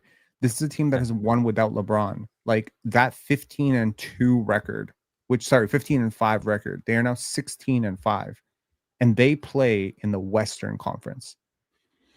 Right? That's right? Like look at the other teams. Every other team in the league except for the Thunder, you could say, has like you can poke a whole bunch of holes in their roster. Like, you know, these are the teams that they've beaten so far this year. So they just beat Toronto tonight. They beat the Pelicans. They beat the Mavericks. They beat the Clippers. Nothing impressive here. They beat the Jazz back to back. Nothing impressive there. They beat the Milwaukee Bucks. They beat the Pelicans again. They lost to OKC Thunder. They beat the Charlotte Hornets. They lost to the Atlanta Hawks, who, by the way, that night did not have Trae Young or Jalen Johnson. They sat everybody and still got smoked in that game. They were down by 30, if I remember correctly. They beat the San Antonio Spurs, and I believe this was with Wemby, if I'm not mistaken. They beat the Portland Trailblazers. They beat the Miami Heat. They beat the Memphis Grizzlies. They beat the Minnesota Timberwolves. They beat the Sacramento Kings. They beat the Minnesota Timberwolves. So my question is, at this point, is this the fourth best team in the Western Conference? In my opinion, no. I think they're closer to the fifth or sixth best team. If this team goes up one-on-one against, but what they are, and this is important, is they are a clutch team. They're a team that executes down the stretch. Their expected win-loss up until this point, based on their analytics, is 12 wins. They have exceeded their win-loss expectation by 3 wins precisely because of 2 key factors. Number one, clutch play. exactly like tonight. The analytics will tell you the Raptors were supposed to win tonight. Everything in the analytics will tell you if we play this game out 20 times, the Raptors win 15, 16 times. But unfortunately tonight, the Lakers win. Sometimes that happens. Also the referees. The referees favor LeBron. They favor AR-15. They favor Luka. There's 3 players on that team that get every call that they want, and they wear the tinsel. They wear the jersey that gets all the calls. The Lakers have a whistle advantage almost every year of my life that I have seen. So there's a lot of things that go in their favor, and you don't want to be in close games with teams that have better closers than you. And I'm sorry, AR-15 is a better closer than Brandon Ingram and Scotty Barnes. And Yeah. LeBron's a better closer than those 2 guys. Yeah. So you don't want to be in a dogfight with these guys, which means you need to take care of your shit early, which means you can't be late in transition. You can't be missing box out. You can't be gambling for steals. You can't be making these dumbass turnovers that Ingram did tonight. And you know, like, again, it's basketball. Sometimes you just lose a game. Sometimes you don't have it. It's difficult for me sometimes when I watch a team play well enough to win and then lose. That gives me fear that what will happen in the playoffs, that this was a preview of what will happen in the playoffs. Because when games tighten, people tighten, minds tighten, and mental mistakes happen. And I trust the Lakers closers, all 3 of them, by the way, more than I trust our closers. I don't trust them any quickly with the game on the line. Do you realize how many games we've lost in the clutch? Like and again, the statistics will say that we are a good clutch team because we've come on like some massive 10-2 runs to close out a game. But games that are literally decided in the minutia of the decisions that you make in the microseconds, the decision to put a hand up on Konkonipple or not put up a hand, the decision to make a pass to Scotty Barnes or not make a pass to Scotty Barnes, like these types of decisions, I feel like we are mentally weak. And LeBron, he makes these decisions with his eyes closed, man. A lot of failures will do that for you. This is an experience thing. And that's why I said we need Chris Paul. He helps. Do you know who the Lakers' unsung hero was tonight, though? Nobody's mentioned it yet. And it's not why you think. Gabe Vincent. And it's not why you think. When Gabe Vincent fouled out of the game, I literally wrote in the chat, no. Raptors would have had a higher chance of winning with Gabe Vincent still on the floor. I don't understand. You know, almost every coach has this one player that they're irrationally like committed to. I remember with one of our coaches, Kevin O'Neill, it was like Michael Curry. Michael Curry had to start games for some reason. Even if he played like 8 minutes, it was like an irrational, it was like an emotional wet blanket for him. I remember, I think for Nick Nurse was a Patrick McCaw for a bit, where it's just like Patrick McCaw had to come in anytime something's wrong, like, oh, 10-0 run, call McCaw, you know? We're in a drought, call Patrick McCaw, like whoa, that'll change some stuff. I think every coach has that kind of player. And I think for JJ Redick, like maybe he just really believes in Gabe Vincent. I don't. Every time someone tells me Gabe Vincent started in the finals, I'm always like, that's why they lost. I hate Gabe Vincent with a passion, dude. I don't use the word hate very often, but man, I can't stand that guy. And he's Nigerian. Do you know how much it takes for me to not like a Nigerian player? Like, I love Nigeria. Fucking hell, man. Can't stand Gabe Vincent. But I agree with you. He is the unsung hero. He was playing for the Raptors tonight. Fuck. Yeah. I'm willing to give them some grace without yak. Now I think the proof is in the pudding that we're not good enough without what's the expression that you have? Like it's all about the chain, right? You have a break in the chain. We just can't overcome that, I'm afraid. Like we're a systems team, I think, ultimately, you know, for better or worse. Yeah, look, so. I think it's also worth noting that like this is a really young team going up against a really old team. Almost every player that they played tonight is older than the player who was being guarded by them, right? Even Austin Reeves, who is young, is older than the players who were playing against him, right? Now I understand that, like consider how old their roster is, man. Like just think about their roster and think about how many years of experience they have. Marcus Smart didn't play tonight. He has 11 years of experience. LeBron alone has 22 years of experience. If you take Garrett Temple out, that's almost half our team. You know, Maxi Kleber didn't play tonight. He has 8 years of experience. Gabe Vincent has 6 years of experience, but he is almost 30 years old, right? Jared Vanderbilt, I don't think he played tonight. Jackson Hayes has 6 years of experience somehow. I don't know how he survived 6 years, but Dalton Connect, even though he is, a second-year player, he is actually older than Scottie Barnes, believe it or not. Austin Reeves, despite being a young player in the league, do you realize Austin Reeves and DeAndre Ayton, who were picked like many years apart in terms of draft cycles, are exactly a month apart in terms of age? How old is Austin? He was born in 1998, my friend. Wow. Yeah. And DeAndre Ayton, again, 7 years of experience, 1998. Rui Hachimura, 6 years of experience, 1998. Like, most of their players are older than your players. They're more physically developed than your players. Even Jake LaRavia, like Jake's the same age as Scotty Barnes, right? So he's been in the league like a year less, but like so like you compare that to Colin Murray Boyles, Grady Dick, like they have no one playing that's as young as those guys. No one who plays for this team is as young as those guys. The youngest player who played today for them was probably Adu Thiero, who I love, by the way. Love Adu. And he immediately made his impact felt. And Nick Smith Jr. Those are the only two guys who are like born after 2003 on this team. Last thing before I go, I think your analysis on BI is like 100% correct. I have like a very heavy soccer background, and like people don't understand how hard it is to play 90 minutes. And so like when you start aggregating games, you can literally see the he's straining.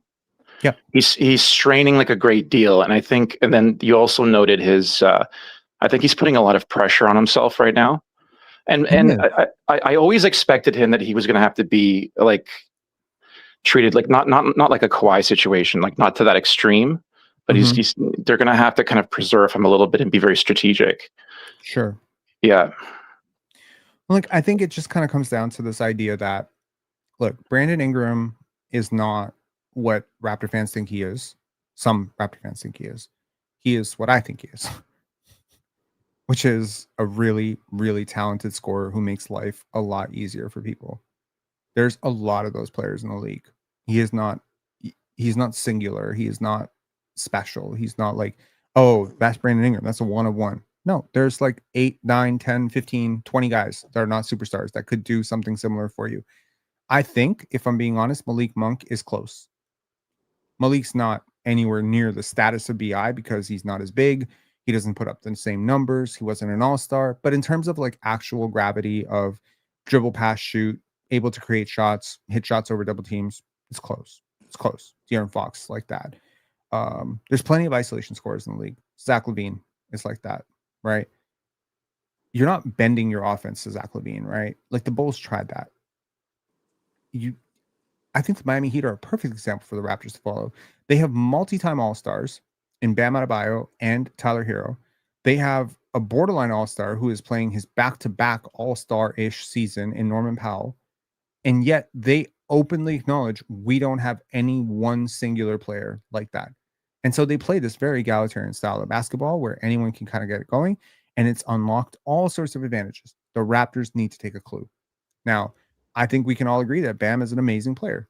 Bam is an amazing player. He might actually be, a top 5 candidate for defensive player of the year. And he's taking threes now. He's awesome. He's an awesome player. He might make all NBA. Evan Mobley's like that too. He might make all NBA. Franz Wagner's like that too. They're not Shea. Şengün is great. He's not Shea. Like there's a divider. Okay. And like the levels that I think you need to go down to get to Brandon Ingram territory is like, you need to go down 3 levels from Shea to get to Ingram territory of star. And I think that's a problem. I think it's a problem if you start treating him like he is Shea, where he has carte blanche to take whatever shot he wants. I think it's a problem. And I think it's a problem that and it's not a problem born of Ingram's stubbornness or ignorance or whatever. I think it's a problem born of Scottie's passiveness or passivity. Is that? Yeah, I agree with that. Yeah. Where Scottie's allowing this to happen. He says, oh, well, Brandon Ingram, he's the guy. Okay, Scottie, like, fuck. Like, back-to-back games, you've seen this happen. And, like, you need to grab the bull by the horns and look, live and die with the decision. I guarantee you, if Scottie Barnes takes that final possession and he misses a shot, everyone's going to be saying the same thing. They're going to be like, why didn't Scottie pass to Ingram? Ingram's a better offensive player. Fine, cool, I get it. The point here is not that. The point is, I trust Scottie, the decision maker, more than I trust Ingram, the decision maker right now. Even if I trust Ingram, the shooter, more than I trust Scottie, if that makes sense. Well, the irony in it is that this solo thing is putting added strain on Ingram physically. By the way, the NBA Cup, and now that I've sort of meditated on it, it's going to complicate things a bit for us this season. I think it's still a good thing, obviously. Like you're right, it's a young team, and you have some very early competitive games in the season. But over the long haul, like I think they're gonna suffer a little bit for it. Mm-hmm. I could be wrong, but sure. Well, I mean, you said something along the lines of, this was a chance for the Raptors to announce themselves to the league, right? Well, guess what? December 9th, New York Knicks, NBA Cup in Toronto. That's the biggest media market in the world. You have your chance. OG Anunoby will play. I'm assuming Jakob Poeltl will play. I'm assuming if RJ Barrett can walk, he will play. So there's your chance. If you beat the Knicks, granted in Toronto, but if you beat the Knicks, now we can talk. If you lose the Knicks narrowly, I'm sure we'll have heartbreak. If you get smoked by the Knicks, like if you just look outclassed, we have to have difficult conversations. Yeah. Anyways, man, I'm gonna bring Ali and on as well. Ali, what's up, man? Ali, what's up? I don't think Ali knows that he's on. Guys, I'm gonna dip. Thanks for having me on. Have a great night. Yeah, you too. See him. Okay. Nolan, are you still there? Yeah, I'm still here. Okay. Yeah. So, I mean, anyways, I don't really know what else to say. This game sucked, but it was nice to see. I mean, it could be worse. And there's a lot of things that could be worse. LeBron could have gotten his 10th point. We could have been robbed of that Schadenfreude. So that's one. Scottie could have had a real stinker. We could have had an injury. The building could have been burnt on fire. I don't know. There's a lot of things that could have been worse about tonight. It could have been a blowout loss. AR 15 could have gone for 50. I don't know. It could have been worse. But you certainly don't want to be on the receiving end of that's the team that Austin Reeves put 44 on, I think. Yeah. I would like to think that that's not where you want to be. Yeah.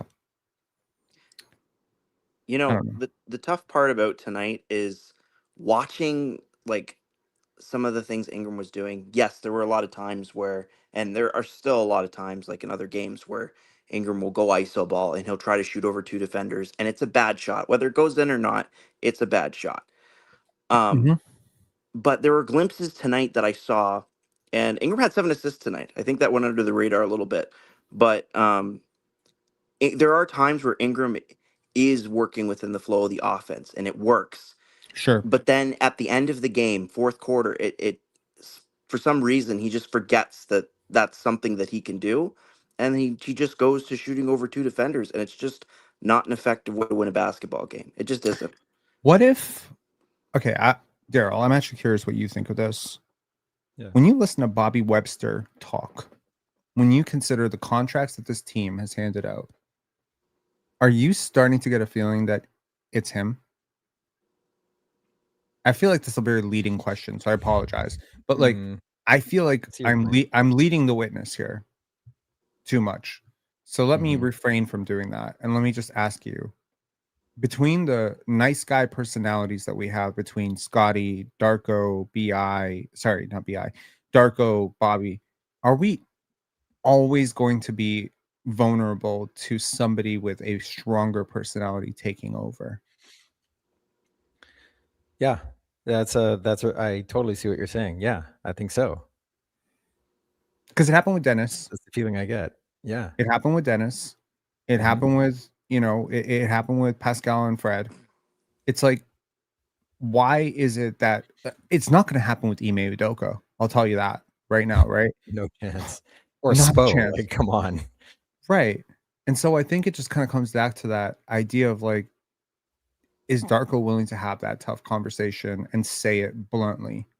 Is he willing to say, is and doesn't matter if Darko says one thing, if Bobby Webster already said you're here. Because listen, I the reason I say this could be Bobby. I don't know Bobby. Never talked to Bobby in my life. I've talked to Masai once a long time ago, but I've never talked to Bobby.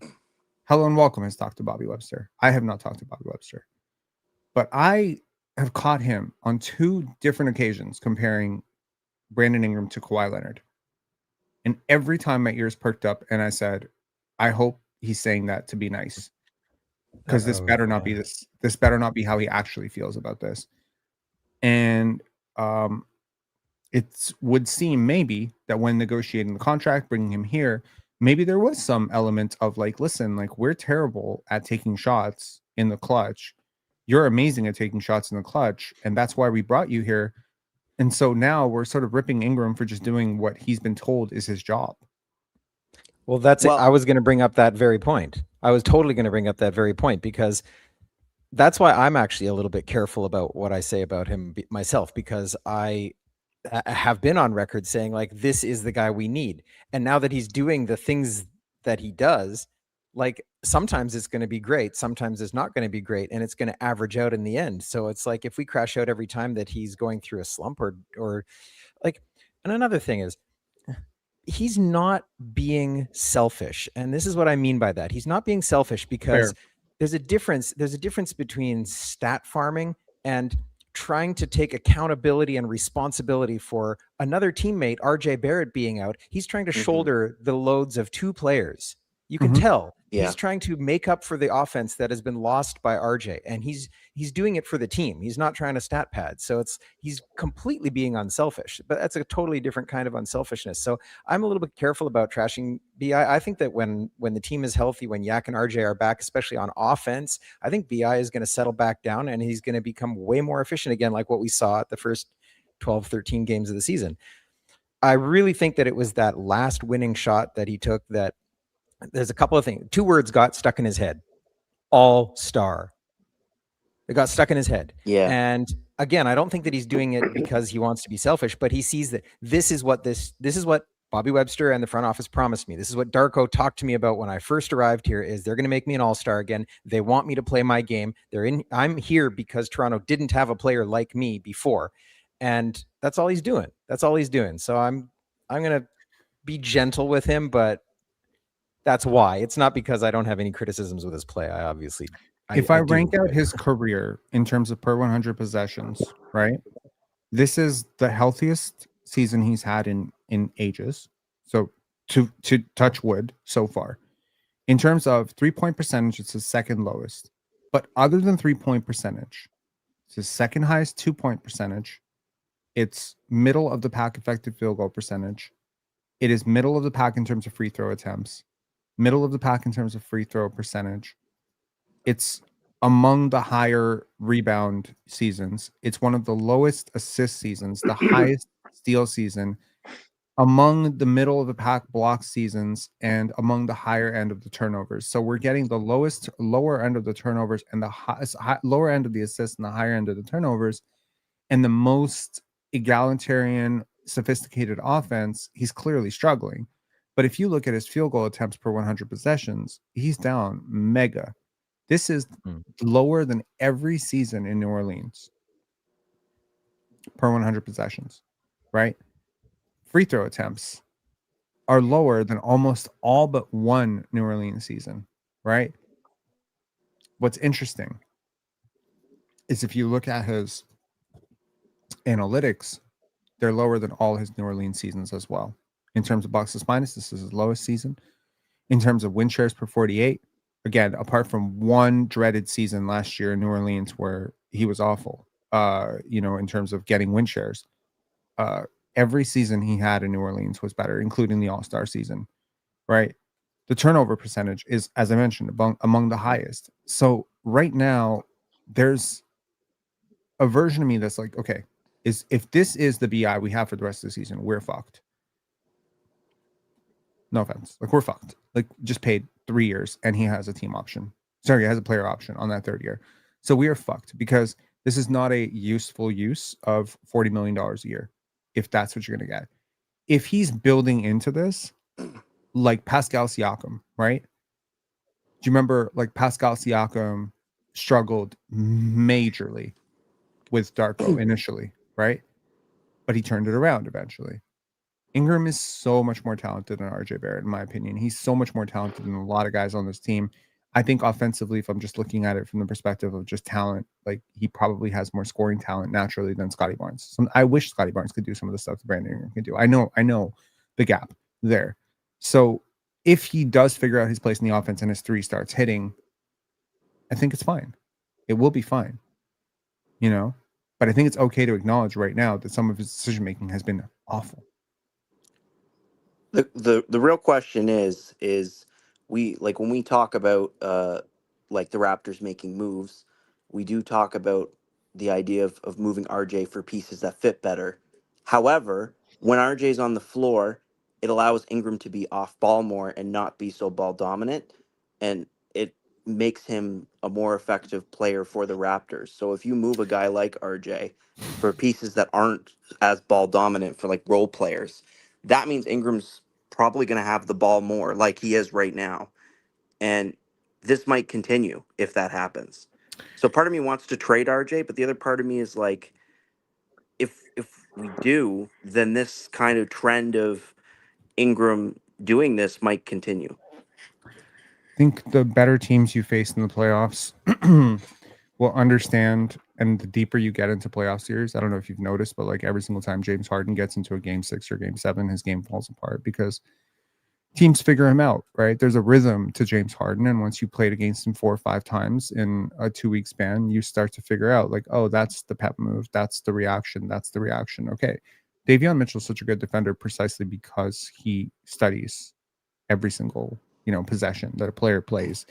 So once you play against a player, you get their repetitions, you get their rhythm, you get a feel for them. And so the players who end up like being great in a game 6 or game 7 are the players who have like the maximum physical advantage and the maximum number of counters. Basically, they're physically imposing and impossible to stop. Kawhi Leonard, Shaquille O'Neal, these are guys who perform well in game 7s, right? James Harden falls apart. So I look at that and I say, when you get to the playoffs, immediately you're weeding out the bottom half of the league. So the competition gets stronger. You give more time for a scout. There's a detailed scout. And since the Raptors aren't sneaking up on anybody, it's a very good chance that once they're a playoff team or once they cement themselves in everyone's idea as a playoff team, people are going to learn what Scottie Barnes' weaknesses are. People are going to learn that Brandon Ingram likes to pull over the left shoulder when he dribbles this way or whatever.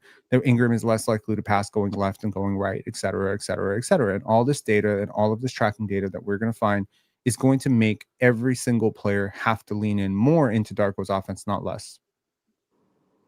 Right? Yeah. So I would say like in the offense, out of the offense, very few players who are talented enough to play outside the offense, and there are no players on this team who are talented enough to play outside of the offense. The problem is if you ever do get to the playoffs, you have to play out of the offense because the offense doesn't work. Something that Kevin Durant often used to say is like motion offense doesn't work in the playoffs. It'll always come back down to isolation. Because people already know all of your pet plays, they know all your pet actions, they already know all your automatics, right? Like when this guy goes this way, like that play where not play, but necessarily the read where Sandro starts cutting, it triggered an automatic Jameson cut, right? That is going to be on the scouting report. When Mamu starts cutting, don't overcommit because you have to rotate over to the opposite corner.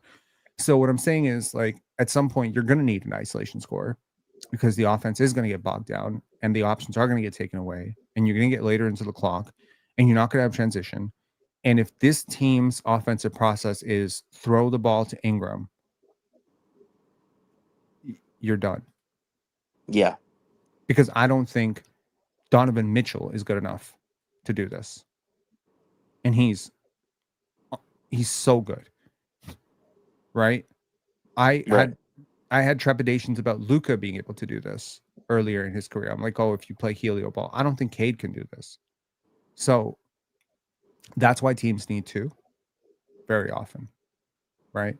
That's why like very many teams like that actually win. It comes down to either one talent is just so overwhelmingly good or the offense has opposite counterpoints. Chris Middleton, Giannis, is Kobe, Shaq, Tim Duncan, Manu. Like, you need to have, and then they need to be willing to pass, which means when Manu doesn't have it, he has to be willing to let this be Tim's possession.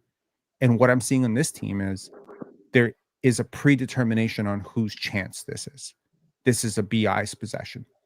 And I think that, if I'm being honest, this is a Quickly problem. Because Quickly is the predeterminator of this team. He is the one who decides this is an Ingram possession. This is a touch for Barnes. He doesn't read the court. Barnes has no idea what he's doing when he gets over the half court. He has no clue. He's completely blank slate. Right? Yeah. But the second the weak side defender falls asleep, his eye starts going like, okay, if that happens, then that happens. If that happens, then that happens. That happens, and that happens. Recruiter Dude was talking about chess. This is like chess. The greatest players do not predetermine what opening they're playing. They figure out who they're playing. They see how they play their opening. They see their rating, and they're like, this is the opening I'm playing. So I'm just saying, I think Quickly is the problem, if I'm being honest. Can you hear me? The problem with Yeah, I can Quickly hear you. is that he's playing out of position. I don't think that Quickly is a 1. He's never going to be a 1 because his processing is just not good enough. I think Quickly operates best when he's off ball, when he's the guy receiving the pass, not the one making the pass. Right. So Generally agree with that. Yeah. I'm not gonna shit talk on Ingram, obviously, but I agree with you. I don't think we should be going to him every single time near the end of possession all the time. I don't think, one thing I'd say, Rob, is that I don't think the gap between Scottie and Ingram is that big in offense. You know, they play different styles of offense. I know Ingram is a good ISO scorer, a good shooter. He's long. He can shoot on top of you, right? But Scottie is a better post player, I think. And Scottie, at the moment, is a better three-point shooter as well, right? If you look at the percentage, anyway. No, I don't care what Scottie's shooting from three. He's not a better 3-point shooter than Brandon Ingram to me. no. Probably not overall, but I'm saying at the moment he's doing it pretty well. He's also more open. That's like saying like Colin Murray-Boyles is a better 3-point shooter than Grady Dick. You can make the argument from the numbers, but the numbers are misleading because Grady Dick is not open and Colin Murray-Boyles is open every time. So what I'm saying is better teams will be equipped to guard us better. We caught a lot of teams sleeping early. Ingram on the Raptors is new. No one knew what this was going to look like, least of all other teams. I didn't know what this was going to look like, and I covered this team, and I had no idea how RJ would fit in, what Scottie's role would be, etc. But we had some idea, and now teams have had 20 games of video data. Coaches, scouts can go in and say, okay, this is what they do. This is like what they like to do. This is the what they like to do with Grady. This is how they like to use Mamu, and now you have to adjust. You have to adjust.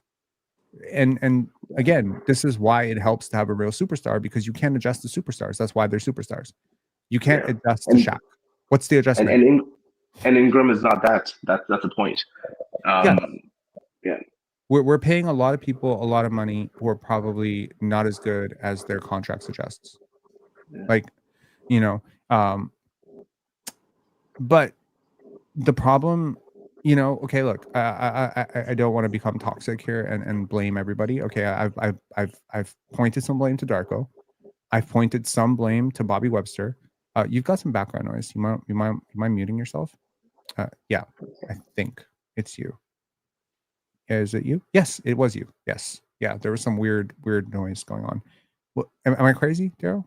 There was some background noise. Yeah, no, I heard it. Yeah. Okay, cool. Yeah. So held Ingram accountable. I don't want to say blame. Called up. Let's use the Darko term. Called up. I'm not calling him out. I'm calling him up. Called up Ingram. Called up IQ. Called up RJ Barrett, even though he didn't play. Okay. Just threw a sling towards RJ Barrett for no reason. Called up Bobby Webster. Maybe we need to talk about Scottie Barnes. Had a great game, sure. But if you're having this kind of game, how can you not demand the ball? How can you not go up to Brandon Ingram and say, that's my ball next time? How is this conversation not even pre-had? When you have AR-15, you need to be screaming, not holding your arm down and being like, maybe they'll pass to me. Scotty needs to grow up, I think. I think he just needs to be more assertive. Sure. But yeah, that's part of growing up, is understanding like, what is your role on this team? What is your function of this team? If you're the best player, if you're the highest paid player, you're the one who's in talks right now for all NBA, you're the one who's winning defensive player of the month or whatever, you're the one who's introduced last, bro, that comes with responsibility. And the responsibility is you can take the final shot if you want the final shot. I was listening to Helen Welcome in the last podcast that they did because I was curious to hear what Will Lou was saying about this stuff. And he said, Scotty has earned the right, because he's been here the longest and he's the highest paid player and he's the best player on the team. He's earned the right to say, that's my shot. Now, again, Giannis and Scotty are not the same. Giannis is miles better and has been better for years. So I'm not comparing them directly as Scotty is Giannis. What I'm saying is, if Scotty is Giannis, then Ingram is Middleton.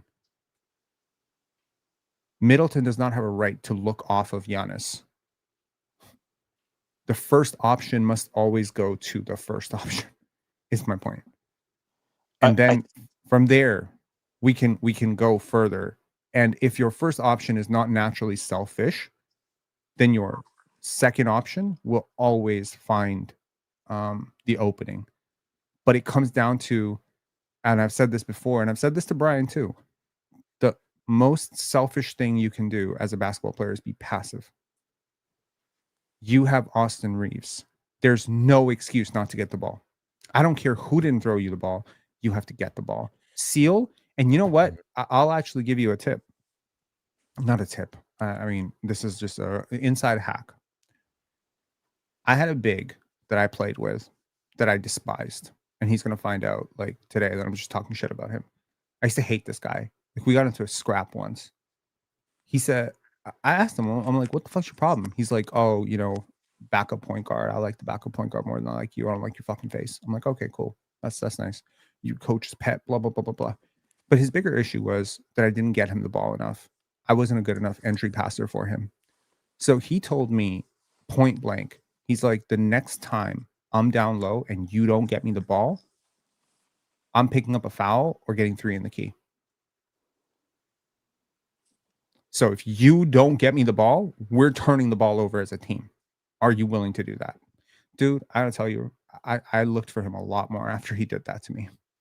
It might not be the right approach. It might be a little bit, but he was 6'6". I have really no right to look him off because I prefer to move the ball.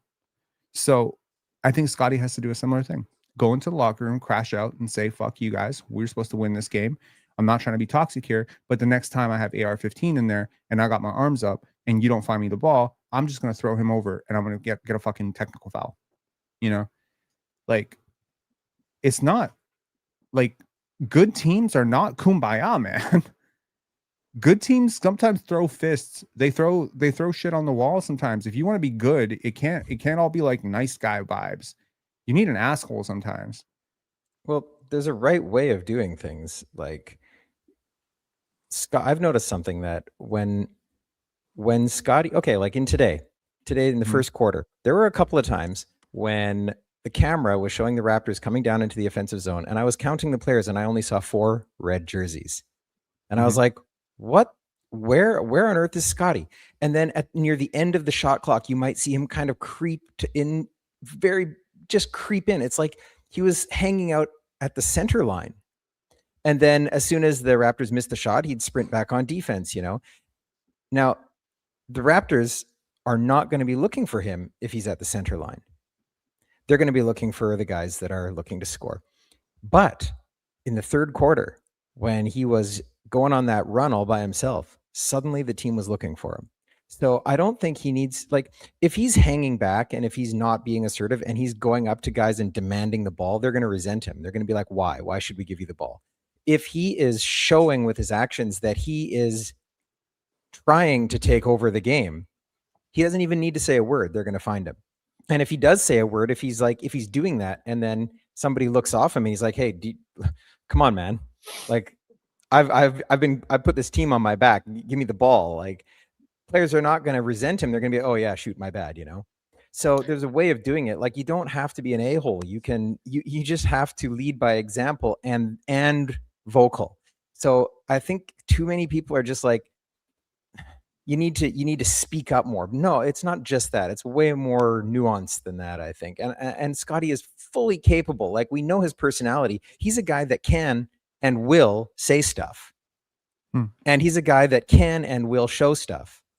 But he needs to just put those things together and then just do it at the right moment. And I have no doubt that his teammates will be like, yeah, man, we're getting you the ball. You just got to put that together, you know? Do you remember my off-season video? I don't know if you watched it, but Scotty Barnes is embracing his dark side. Oh, yeah. Yeah. I really, really, really hope that he is. Because I think there's like a couple of decisions we got to make in life, whether to have kids, not have kids, get married, not get married, choose to go for our career, choose to go for security, prioritize love, prioritize hate, la la la la la la, how we start our mornings, etc. But there's also another decision you pretty much have to make in life, which is, am I going to be a nice guy or am I going to be a winner? Nice people are very rarely in life winners. That's something they don't teach you in grade 2, but very rarely does the nicest guy win. Okay. Almost every player in NBA history who's ever won is a fucking asshole. And that's largely because this is a hyper competitive stage with hyper competitive people who are demigods or Greek gods or whatever, Greek gods in terms of how they're chiseled. They were all the best players. And it's an ego farm. Okay. It's like everybody thinks they're the man. Okay. And if you allow it, Jacoby Walter will take over your entire locker room.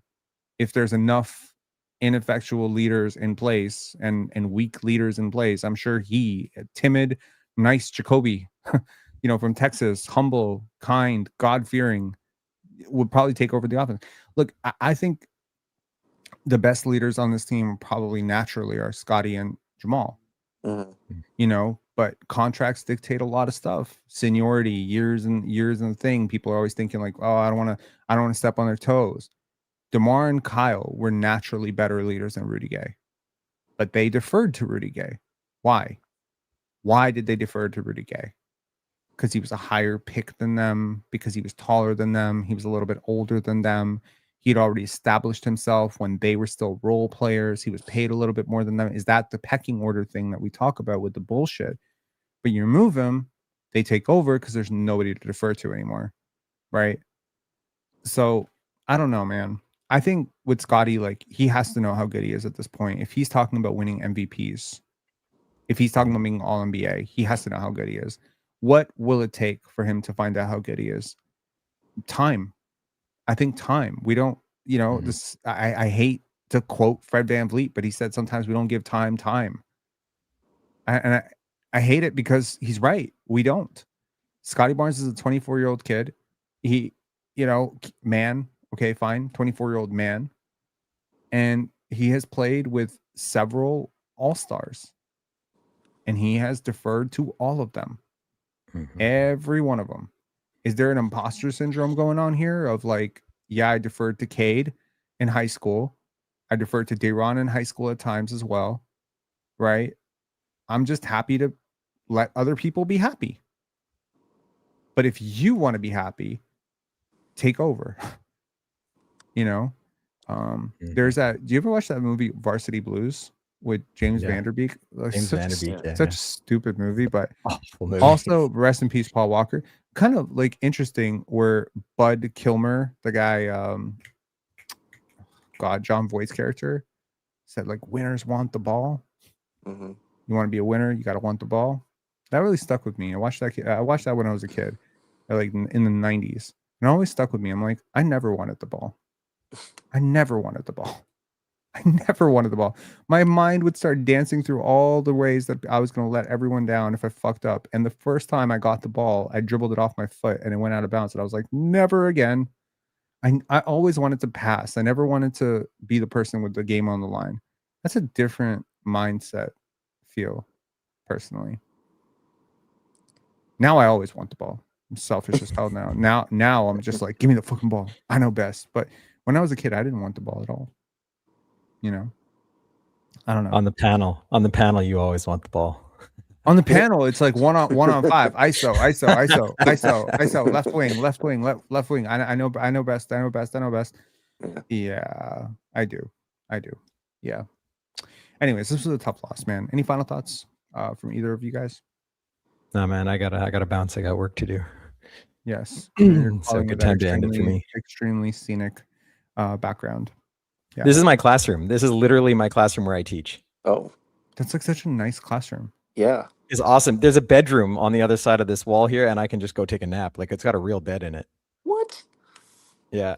You get paid- I teach in you a get theme. paid- I- you yeah, get paid to do this. That's awesome. dude, I So- get paid to sit and watch Pinsari basketball. That is amazing. Yeah, I got the sweetest setup here, man. You wouldn't even believe it. Jeez. That's so cool. I was actually talking to Chill the other day, and I said, Chill, if I could tell if you could tell 12-year-old Jermaine that you get to talk about basketball and get paid to do it, like, would you geek out? And he's like, yeah. Like, I'd be fucking stoked. Like, Of course. it is a dream come true to do this, to be able to cover basketball. Like, I never thought in my wildest dreams. I used to write for Bleacher Report. I like writing. This is so fun.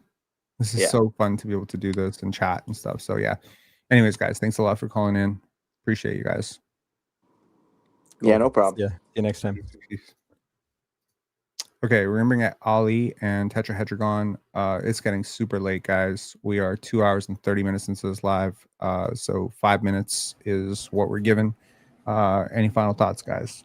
I just had one question, if you don't mind. Sure. So with Scotty, he has to basically just say, just give me the ball all the time, basically. But what he wants, I think, is you make the right decision. But if there's no right decision, basically just give me the ball. But how do you say that without losing the guys and being like, well, I just always got to give it to Scotty, even if I see a better decision? I think you have to earn it and you have to want it. I think it's both. But how does he command that of them? Be like, look, always give me the ball. But it's not always give me the ball. Exactly, It's give me the ball when I have Austin Reeves. And I think this is where situationally the coach has to help as well, right? Like in a film breakdown, if Darko is doing the film breakdown, he'll say, we cannot miss Scotty on AR-15 here. And Scotty, you have to ask for it. I think you have to be careful with how you massage egos that are making $40 million a year, $30 million a year. You can break people's confidence, but you also have to be clear and directive that this is not how we chose to play basketball. Every single time that this Ingram isolation hero ball bullshit has come up, Darko has always reiterated in the post game, we believe in our principles. We have to keep moving the basketball, blah, blah, blah. Scotty has always said the same thing. My question is, are y'all afraid to hurt Brandon Ingram's feelings? He's a big boy. He can take it. He's a 28-year-old man. He can take it. If you go up to him directly, man to man, without being disrespectful and just be like, bro, this cannot always just come down to you taking the final shot, come hell or high water. It has to, at some point, you have to register that Emmanuel quickly is open on that play. Scotty was open on the previous, the game against Charlotte. We can't keep having this. That being said, if he's the one who wants to take the shot, maybe we have to get comfortable with the idea that he's going to miss a lot of them and just stop crashing out over it.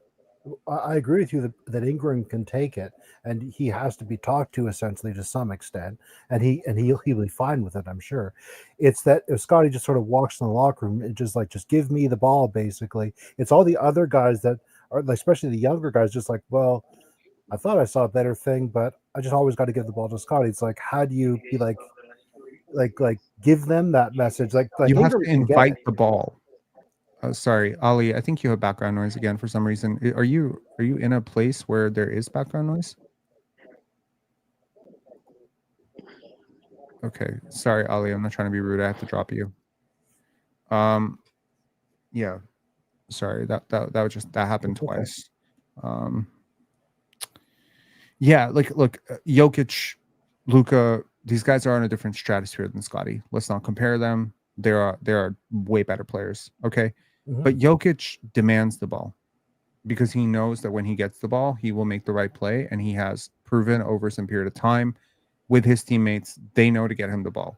That doesn't mean he never gets missed. Sometimes he's open and Jamal Murray will miss him, or Aaron Gordon will choose to take a fadeaway shot. And I remember one time he was asked about this Aaron Gordon dunk in the post game, and he says, "Yeah, I remember that play. I was open." Right? Right. Kind of cheeky, but you have to have the confidence. But to have the confidence is a big thing. And I say this as someone who didn't have that confidence, that you also have to be willing to live with what happens when you miss the shot. And that's kind of like, does BI have it and Scotty doesn't have it? I just realized How do you balance this? Because they're not good together on the court. I just want to be clear about that. They are better individually. BI is better without Scotty, and Scotty is better without BI. This is not a RJ Scotty situation where Scotty is better without BI, but RJ is also better with Scotty. It's actually they are bad together and better apart, which sucks because they're two best players easily, and they're your two highest paid players, and they have to work. They also the two players who didn't play together last year at all, right? So they both need the ball. They both need to find ways to work. I notice every single time they're on the court together, it just doesn't work. They have bad communication. Defensively, they have terrible communication. Offensively, they have terrible communication. BI is the one player that it feels Scotty does not have an actual relationship with. He can go talk to Grady, no problem. He can go talk to Sandro, no problem. He seems to have a very fluid relationship with everybody else. He has no problem pulling them aside. With Ingram, it's almost like he's walking on eggshells. He doesn't want to get in his way. He doesn't want to, demand the ball from him. It's almost like a little bit of a, he's so good. I don't want to disrupt it. And it's just like, at what point does Scotty realize, wait a second, there's a reason I am the highest paid player on this team. There is a reason why I am averaging almost as many points, despite the fact that I don't take as many shots. It's okay to respect what Ingram is, which is an incredible one-on-one player, while also receiving the idea that you are also an incredible playmaker, and those two things have to work together. And I feel like this team will take its proper step up when these two learn how to play together, because right now we are losing every minute they spend together, and we are winning every minute they spend apart. Does that make sense? It makes perfect sense. In fact, it answered way more than I ever thought. My question was so simple, and you answered it way more. Sure. It's almost too broad now for my question to even make sense. I have a tendency to do that sometimes. Sorry. But the thing I didn't understand is, like, technically Scotty and Ingram should work together. They should work beautifully together. And yeah. But Damian Lillard and Giannis should have worked together too, right? It didn't work together. It doesn't work for a multitude of reasons. One, Scotty doesn't provide a great deal of space for Ingram. He doesn't do what Yak does, which is he doesn't screen well. So Scotty has to commit to screening for Ingram if this is going to work. And Ingram has to commit to passing to Scotty when he's open. They just don't have a great synergy on the court. Again, Scotty and RJ initially didn't have a great synergy either. There's very few players, like there's certain players that Scotty just has an immediate click with. Grady is one. Ironically, Svi Mihailovic was another one. He just had a great synergy. OG Anunoby. I wonder if this is just a Scotty problem. Like, to me, this probably feels like a Scotty problem. Scotty and IQ didn't have great synergy initially either. And then Scotty broke his hand, and then they suddenly started to have really good synergy. Scotty and Fred, believe it or not, despite the oil and water personalities and stuff and all the diametrically opposed views on how the team should run, they actually had pretty good on-court stats together, so there's certain players that he just works really well with. Gary Trent was another player. He just worked really well with him. But Scotty and Gary had a great relationship. But the on-court relationship he had with Chris Boucher was by far the best. By far. Like, of all the teammates that he's had over the last 4 or 5 years, I think Chris Boucher has to top them all. And Boucher is not anywhere near the player that Siakam was, or Van Vliet, or OG. So why? Why is it Boucher? And I think it just, again, it comes back to Scotty. It's like Scotty has this way of communicating, and he's such a great communicator. But there's certain players where instead of communicating directly with them, like, this is what I need from you, this is what I want from you, this is where you should have been, blah, blah, blah, blah, having this sort of open relationship, he has sort of a sulk in the corner because I don't want to offend them relationship. And that's not good. No, not at all. Yeah. Scotty seems to work really well with good cutters. He does. Good cutters. And Ingram can cut. as we saw in the last game, Ingram, cuts on that. Yeah, Ingram's a smart player. He's a really smart player. This should work. In theory, this should work. And I've always said I thought that this would work best with Scotty in the center and Ingram spacing out for him, because I don't think Scotty can space for Ingram. And that's just kind of the point. I think the problem here is too often the Raptors have inverted their roles, and instead of Ingram standing in the corner, Scotty creating for him, which Ingram had issues, by the way, playing with Zion as well. So in a lot of ways, these are both guys who've struggled to play with other stars. That's so odd. Yeah. Anyways, man, Yeah. thanks a lot for calling in, Hedregon, and thanks for all your support. Appreciate you very much. Thank you very much for having me. My pleasure. All right. And shout outs to all of you guys who stuck with us. This has been an interesting live, to say the least. I mean, we talked about AR-15. We talked about how I think I know more than all other Raptors podcasters, which surely is not obnoxious at all. Very obnoxious. And we talked about who is to blame for the Raptors' surprisingly amazing start. So look, we're not veering into negative territory here. This team has holes. And I have said many times, I said this when I made the video about how good they were. I said this also when we talked after the Charlotte loss. This team has not played their best basketball. Not even close. This team is capable of better than what they showed tonight. There is enough talent on this team. Now, you may not register that as talent because a lot of these guys have been very underrated. I think Jakob Poeltl. I watched Jakob Poeltl play basketball. He's a better player than DeAndre Ayton. Sorry, I think he's better than DeAndre Ayton. I watch RJ Barrett play. I watch Rui Hachimura play. I vastly prefer RJ Barrett. Okay, and yes, AR-15 and Luka are better players than Immanuel Quickley and Scottie Barnes. Yes, of course they are. And LeBron is a much better player than Brandon Ingram, even at this age. I get that. But the Raptors have depth. And no, based on the contracts that you've handed out and the players you have on this team, this should not be anything more than a 47 to 48 win team.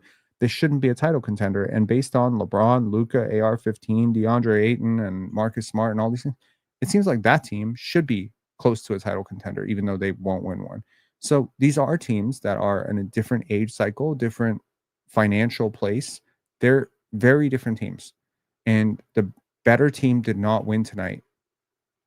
And that makes me mad because I like situations where the better team wins. Let me know what you thought about today's game.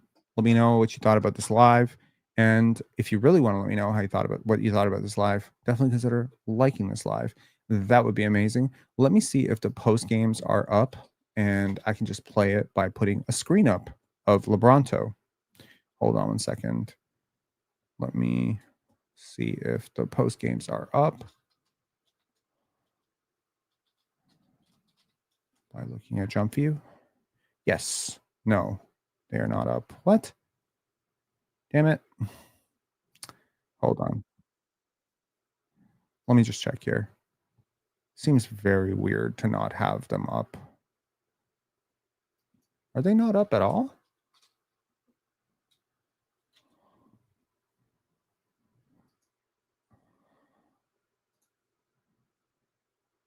Like, oh, Hoops Tonight did a watch along. That's dope. I wonder what they thought about this game. That's cool. Okay, let's see. Did the Raptors? Oh, they did. Cool. So Darko Vayakovich, the media. I wonder who else met with the media. JL saying this is Scotty's last year as a Raptor. Oh, okay. Sure it is. Where do you think he's going? Yeah, post games are up. Just give me 1 second. I should probably just download this so that we don't deal with ads the entire time. Give me 1 second. I apologize. I just want to get some water, man. I want to play some chess. I want to forget about this game but honestly, I don't want to forget about this game because Scotty played really well and you ended LeBron's streak, which is pretty cool. So we have Jacoby Walter, Scotty Barnes, and okay, we're gonna try to condense this. I want to listen to Scotty Barnes, and I'm going to put. I'm not going to put LeBronto over Scotty. I feel like that would be disrespectful. So I'm just going to put this picture of Scotty and BI. Okay. Resistant to go double at the end, and then you're upset with that. I could be reading it wrong, but what did you think about that decision? You're upset with that. I could be. It looked like you were kind of resistant to go double at the end, and then you're upset with that. This is a great question by Samson Folk, and yeah. I could be reading it wrong, but what did you think about that decision to send 2 to Austin on the last possession? You know, he has 44 points. You know, we made a decision as a team to go and double it. So that's what happened. You know, they passed it. LeBron drove and made a good read to Rui. He knocked down the 3. So get the ball out of Austin's hands at that point. And then, you know, they ended it. When you're out there sometimes, it sometimes seems like you're seeing the game in slow motion, the way you're able to react on the defensive end. Love this question too. What's up with all these good questions today? This is awesome. Is that something that has grown throughout your NBA career, or do you think that's something you've had throughout your entire life and just comes naturally? I'm always out there trying to play defense as best as I can. Focus on that part and helping our team out as any way possible at that end. No matter if it's trying to guard, being weak side, helping, no matter what it is, you know, I'm just focused on in that area. Speaking of your defense, you had a block on LeBron James that snapped a 1,297 game double-digit scoring streak. Sorry, this is so triggering.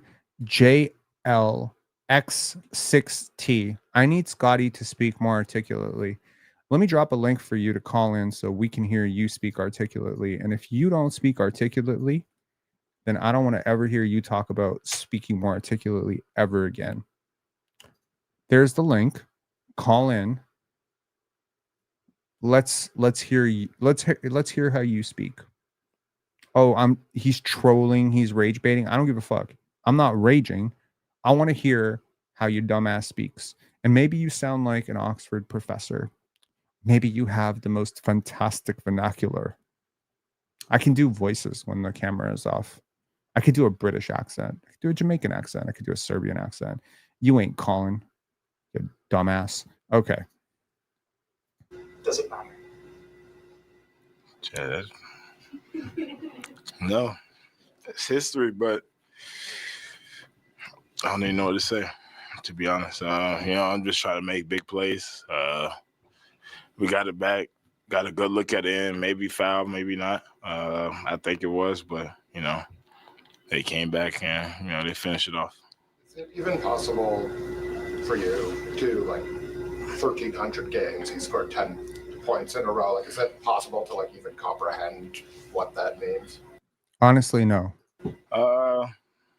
That's a very long streak, but, you know, some guys are just natural scorers, and he's been so dominant in the game for so long.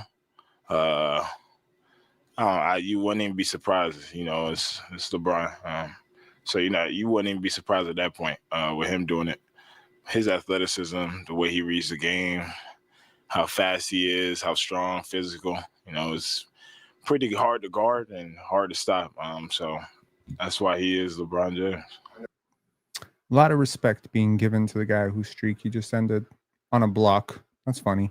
I know you're probably annoyed at the result, but, like, for him to be on 8 points and to get doubled off of and make the next pass, like, I mean, a part of you has to respect that, I'm assuming. Of course he respects it. He would do literally the same thing. Oh, for sure. You know, he's always making the right play. That's what he gets criticized for making the right play. It doesn't make sense. You know, people want him to be different in that aspect, but he's always going to make the right play. Can I tell you something?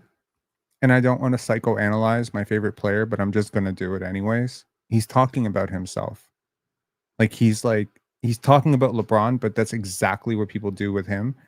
Like, people want him to take this shot or take that shot or whatever. And he's just like, no, I want to make the right play. If I get doubled, I want to pass. He's right. LeBron gets criticized for not being Michael Jordan, but Michael Jordan never gets criticized for not being LeBron. But that's because people are stupid. And that's why LeBron gets criticized. LeBron gets criticized because people are stupid. That's basically, like, I mean, he's saying LeBron gets criticized because people are dumb and they don't understand basketball. And I agree with that, by the way. and you see he doesn't care about it at all. You know, he's just trying to make the right play out there. You know, it seemed like there was going to be a timeout at one point, and then This is Darko Vayakovich. the last few minutes end up getting played with a timeout. Without a timeout, what did you think of the final few possessions? Anything? So apparently in LeBron's postgame, according to somebody in the chat, he heard that Darko called for a double, which is a very interesting LeBron tidbit to add. Just add a little bit of dissension, right? In the locker room, like this coach doesn't know what he's doing. Look, I want to be clear.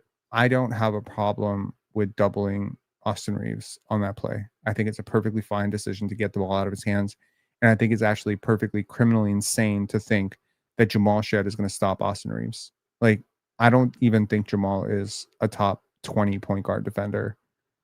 You can say what you want about what you want him to be. He's not that yet, and he is 6 feet tall. He has a better shot of stopping Austin Reeves than Emmanuel Quickley does, but that doesn't mean much. Austin Reeves averages nearly 30 points per game. Okay. So in reality, you're probably not going to stop him. And that probably comes down to why are these players on the court anyways? And that comes down to your roster, right? You don't have that wing that can actually do a good job on Austin Reeves. You don't have the Tamani Kumar, the Herb Jones. You don't have that guy, right? And those guys don't grow on trees. So, you know, on a night where you don't have a center and Scotty has to basically be your center, you're not going to have anybody who can guard on the perimeter either. So it's like wherever Scotty is not is where you're going to get destroyed, because that's where the offense is going to go.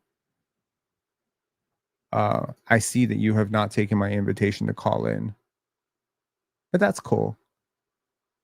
That's okay. You may not be as articulate as I thought you might be. That's too bad. Too bad. I had high hopes for you, Jay. I don't even know you.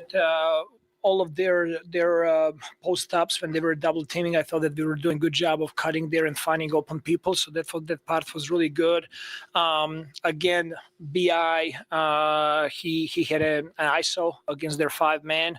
I thought that we got to the spot where we wanted, to the rim. And that's fair. If you have a one-on-one against DeAndre Ayton, you should want to finish that. I think that's fair. I think that's a fair point that he's making. That yes, if I can draw this up for you and say, are you willing to live with the results of a Brandon Ingram going to the basket, getting a layup against DeAndre Ayton? But I think this is about knowing your personnel and also knowing who you're playing. And yeah, maybe last year when DeAndre Ayton wasn't moving as well and Brandon Ingram was doing really well, maybe we can have that conversation. Right now, with Brandon Ingram gassed, playing so many minutes, not having a lot of lift, Brandon Ingram 3 weeks ago makes that layup. Okay. I just want to be clear about that. This is not a Brandon Ingram's not talented enough to beat DeAndre Ayton. Yeah, yes, he is. I actually have said, I don't think I've watched Brandon Ingram miss a single layup. Well, lately I'm seeing him smoke layups, and that's because he's not getting lift. He's not getting elevation. He's not getting extension at the rim. He is big enough and talented enough. So Ayton's better defensively, and Ingram is worse offensively right now based on fatigue. And I think if you're a coach, you have to know that. You have to be willing to call a timeout when you see that play coming and just say, I don't like our odds with that. And look, you're a coach, win, lose, draw, you're going to get criticized if you don't win. That's it. You know, you're always going to get criticized. So, Now, was that a foul? Was that not a foul? That's not very important. We missed that layup, but those are the shots that we are willing to live with. So, similar to a situation like we had with Indiana, not calling timeout and trusting him in that situation. We're going to continue trusting him in those. Okay, so this is stubborn, and this is Darko being stubborn. And if I have any criticism of Darko Vayakovich, it is that he is insanely stubborn. This might be a Serbian problem because I'm stubborn as well. I have to say this. Darko was very stubborn as a first-year coach. He had principles, and that's why I think a lot of people were very surprised that he moved off of his pressure-style defense so early. He has this idea. He wants to see it work. He has an idea of what a selective sample size is. He will eventually adjust. My question is, when do you adjust?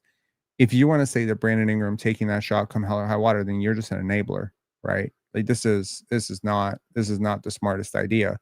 And look, I have no doubt that when Ingram took that shot against Charlotte, that he wasn't happy with it. But tonight, you are happy with it. But you have to understand that he's not seeing the difference necessarily between those two plays. And he's just thinking, when it comes down to it, I get the final shot every single time. And I just think that once you do that, you become very predictable. And I think you're much better off letting whoever your Rui Hachimura is that night, i.e., the guy who is wide open that you trust. And my question is, if you don't trust the player to take an open layup, if you don't trust the player to hit an open shot, why are they on the court? Because nobody that you don't trust to take an open shot should ever be on the court to close a game. And that's my whole point. You are making Brandon Ingram's life harder. Every shot he gets in Toronto is harder than the ones he was getting in New Orleans. Why? The West is harder than the East. So why is it harder? He has more talent here. Technically, he has more talent to play with than he did. And he has not been efficient at all here. Why? Why is he not efficient? Because our offense is predictably like very stagnant on around him. And it's weirdly very humming when he's not on the court. And I don't think that he's the problem here. I think Darko, Scotty, and their inability to communicate with him what they need is the problem. Yeah. Can you go more into depth as to why you don't think Shed is a top 20 point guard defender in the league?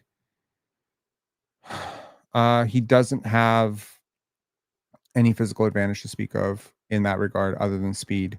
He's too small. His wingspan does not make up for it. And you just compare him to like someone like Chris Dunn. It's mountains, man. Cason Wallace, Chris Dunn. Like there's so many good point of attack defenders. And I should probably say guard defenders, not point guard defenders, guard defenders, guys that I would trust in that situation. And when I talk about him versus Austin Reeves, dude, I don't think Austin Reeves is like, I think Davion would have a good chance. I don't think he'd have a great chance of stopping Austin Reeves. It's just not a great matchup. But there's a reason why the guy is averaging 28 points per game. He's not a role player. He's a star. Situations. Can you ask him to be, or does he need to be a little faster when a little more help comes his way? Thank you, Eric Corrine. When he has the ball and there's like a second man helping with his decision. Oh, Darko is so fucking funny. Okay, hold on. I'm gonna remove this, and I'm probably gonna get like banned for doing this. But I need you to see his reaction when Eric Corrine asks this question. What's his decision? Helping with his decision. There's such a fuck you tone to that. Like, what do you mean? I don't know. Maybe I'm reading too much into it. But he seems annoyed by the question. It's a good question. Decision making, whether like getting off the ball. I mean, I thought that he did with 7 assists tonight. I thought that he passed. That's a defensive answer. That's not what he asked. Going to 7 assists is not answering the question. You can get 7 assists and still be very slow to process things. Look, I think Darko has like this player protective gene. I guarantee you, if Scotty misses like 50 threes in a row, he's going to be like, how dare you question Scotty taking threes? And when it was defense for Scotty, I was like very complimentary. Like, Scotty finally has a coach that defends him. I'm happy that he also defends Brandon Ingram. You do have to defend your guys. You do have to view it as like, I have to defend the decisions they make, whether it's the right decision or the wrong decision. Darko has always believed coaching publicly versus coaching privately is two different things. I'm more concerned about what he's saying to Brandon Ingram privately than what he says here. This is a fucking show. This is theater. Okay. He's not going to come out there and be like, I want Brandon Ingram to pass in that situation. That's what Nick Nurse did, and I hated it. So shout out to Darko for standing up for his guys. The ball really well. Some of those situations, we as a team, we put him in a tough situation, but the clock is already running down. That is a very fair point, and that should be a criticism of Emmanuel Quickley because he does it all the fucking time. So we got to trust the team. Tonight we had 39. Hold on. Again, my favorite coach. Love Darko. So this is not meant as hate, but I need you to see the fuck you face that he just gave Eric Corrine on this one. We had 39 assists. We did move the ball as a team. Hold on. No. That's not it. Tonight we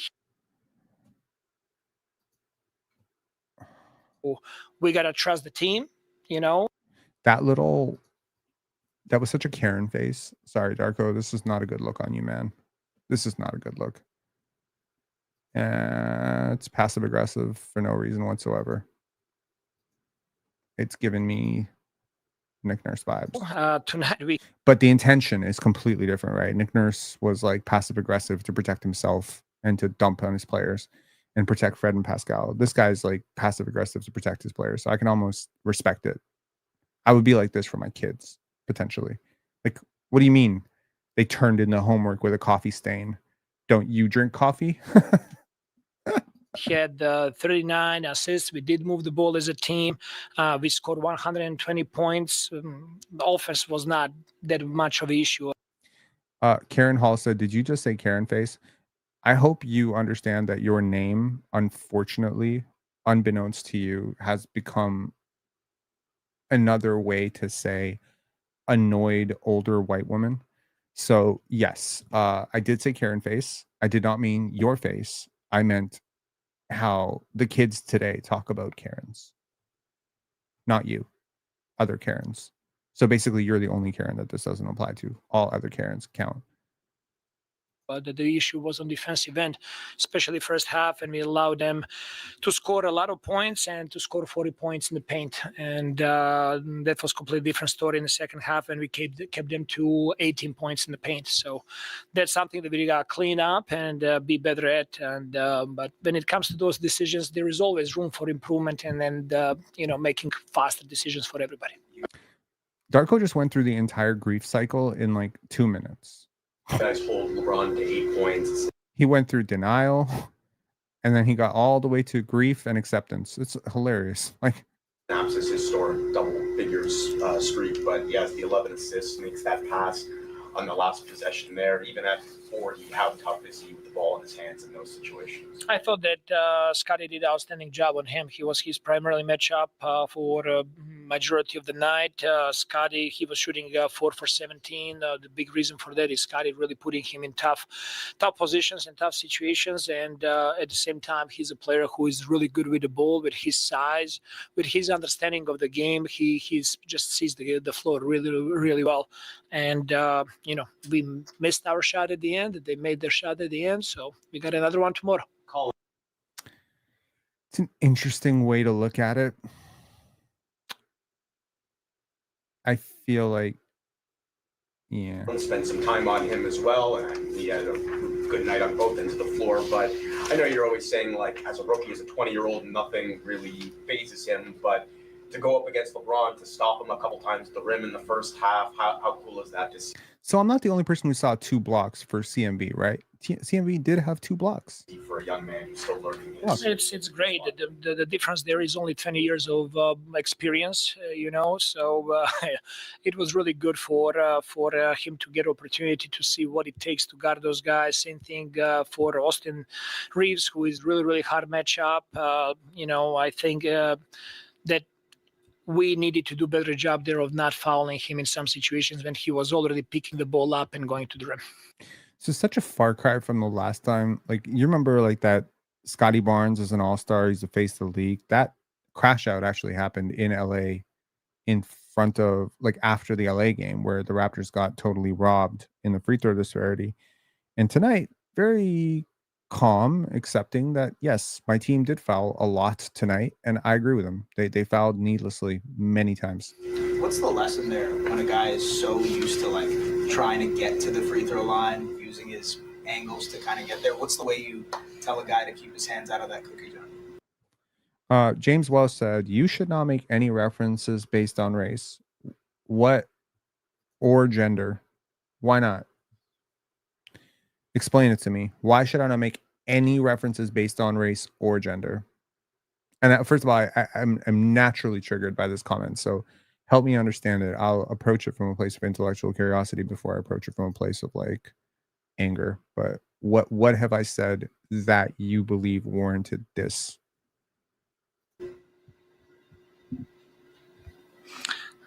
It is a lesson for guys not to do that.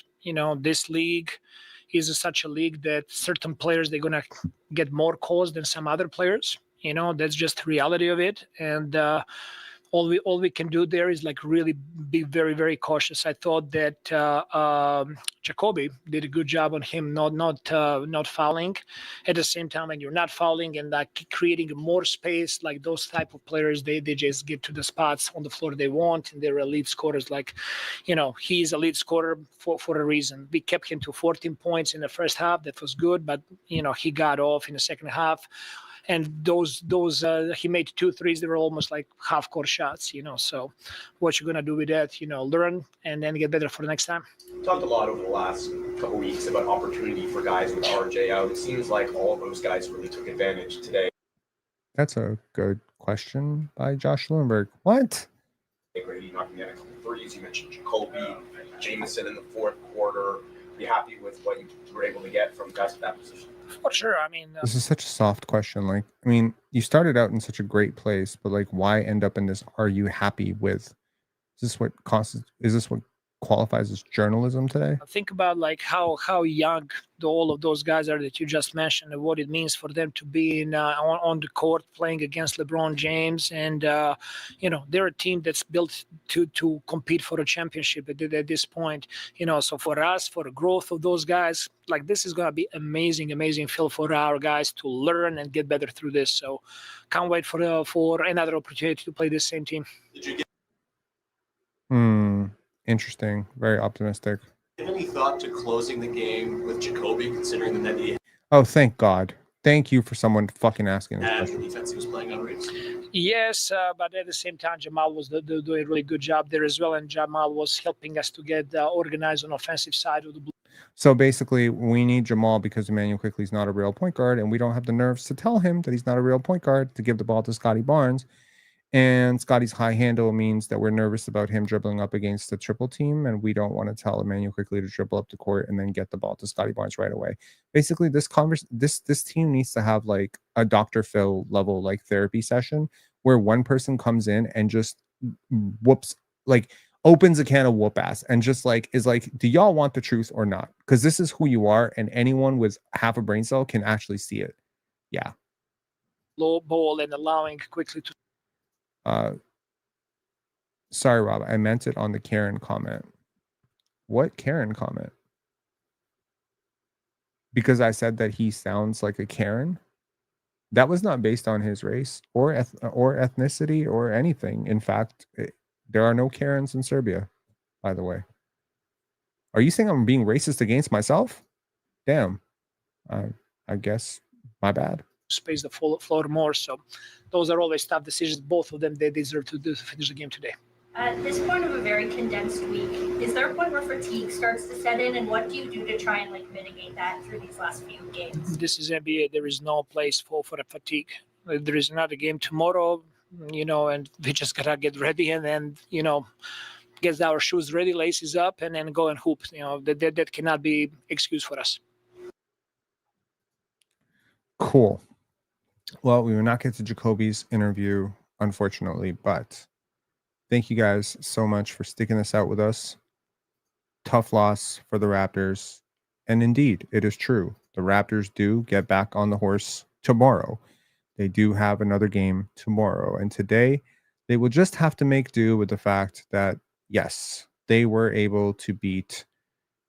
Well, they weren't able to beat, unfortunately, but they did break the record of one of the greatest players of all time.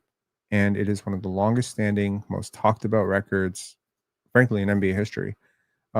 His 1,297 game streak. You stopped it before it got to 1,300. Number one. And number two, you stopped it on a block by your franchise player, who, by the way, after this game is pretty much averaging against LeBron what LeBron averaged against Toronto his entire career. Go look at Scotty Barnes versus LeBron's numbers, and then go look at LeBron versus Toronto numbers, and you'll see they're almost identical. Scotty, hopefully one day will get there. But if he never gets there, he'll get closer than 99.999% of people who ever pick up a basketball and try to play professional sports. It's pretty cool to watch. They have a lot in common.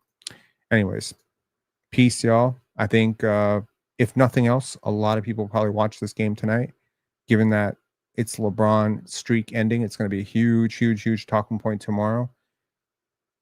And you'll always be able to say it ended against the Raptors. And given everything that he ended for the Raptors, given how many playoff series ended because of this guy, given how many careers in Toronto ended because of this guy, given Dwayne Casey, DeMar DeRozan, all these guys, Terrence Ross, Jonas Valanciunas, so many guys got shipped out because of failures against this guy. To think that you took something back tonight is actually pretty cool. Pretty cool. Talk to y'all later. Peace.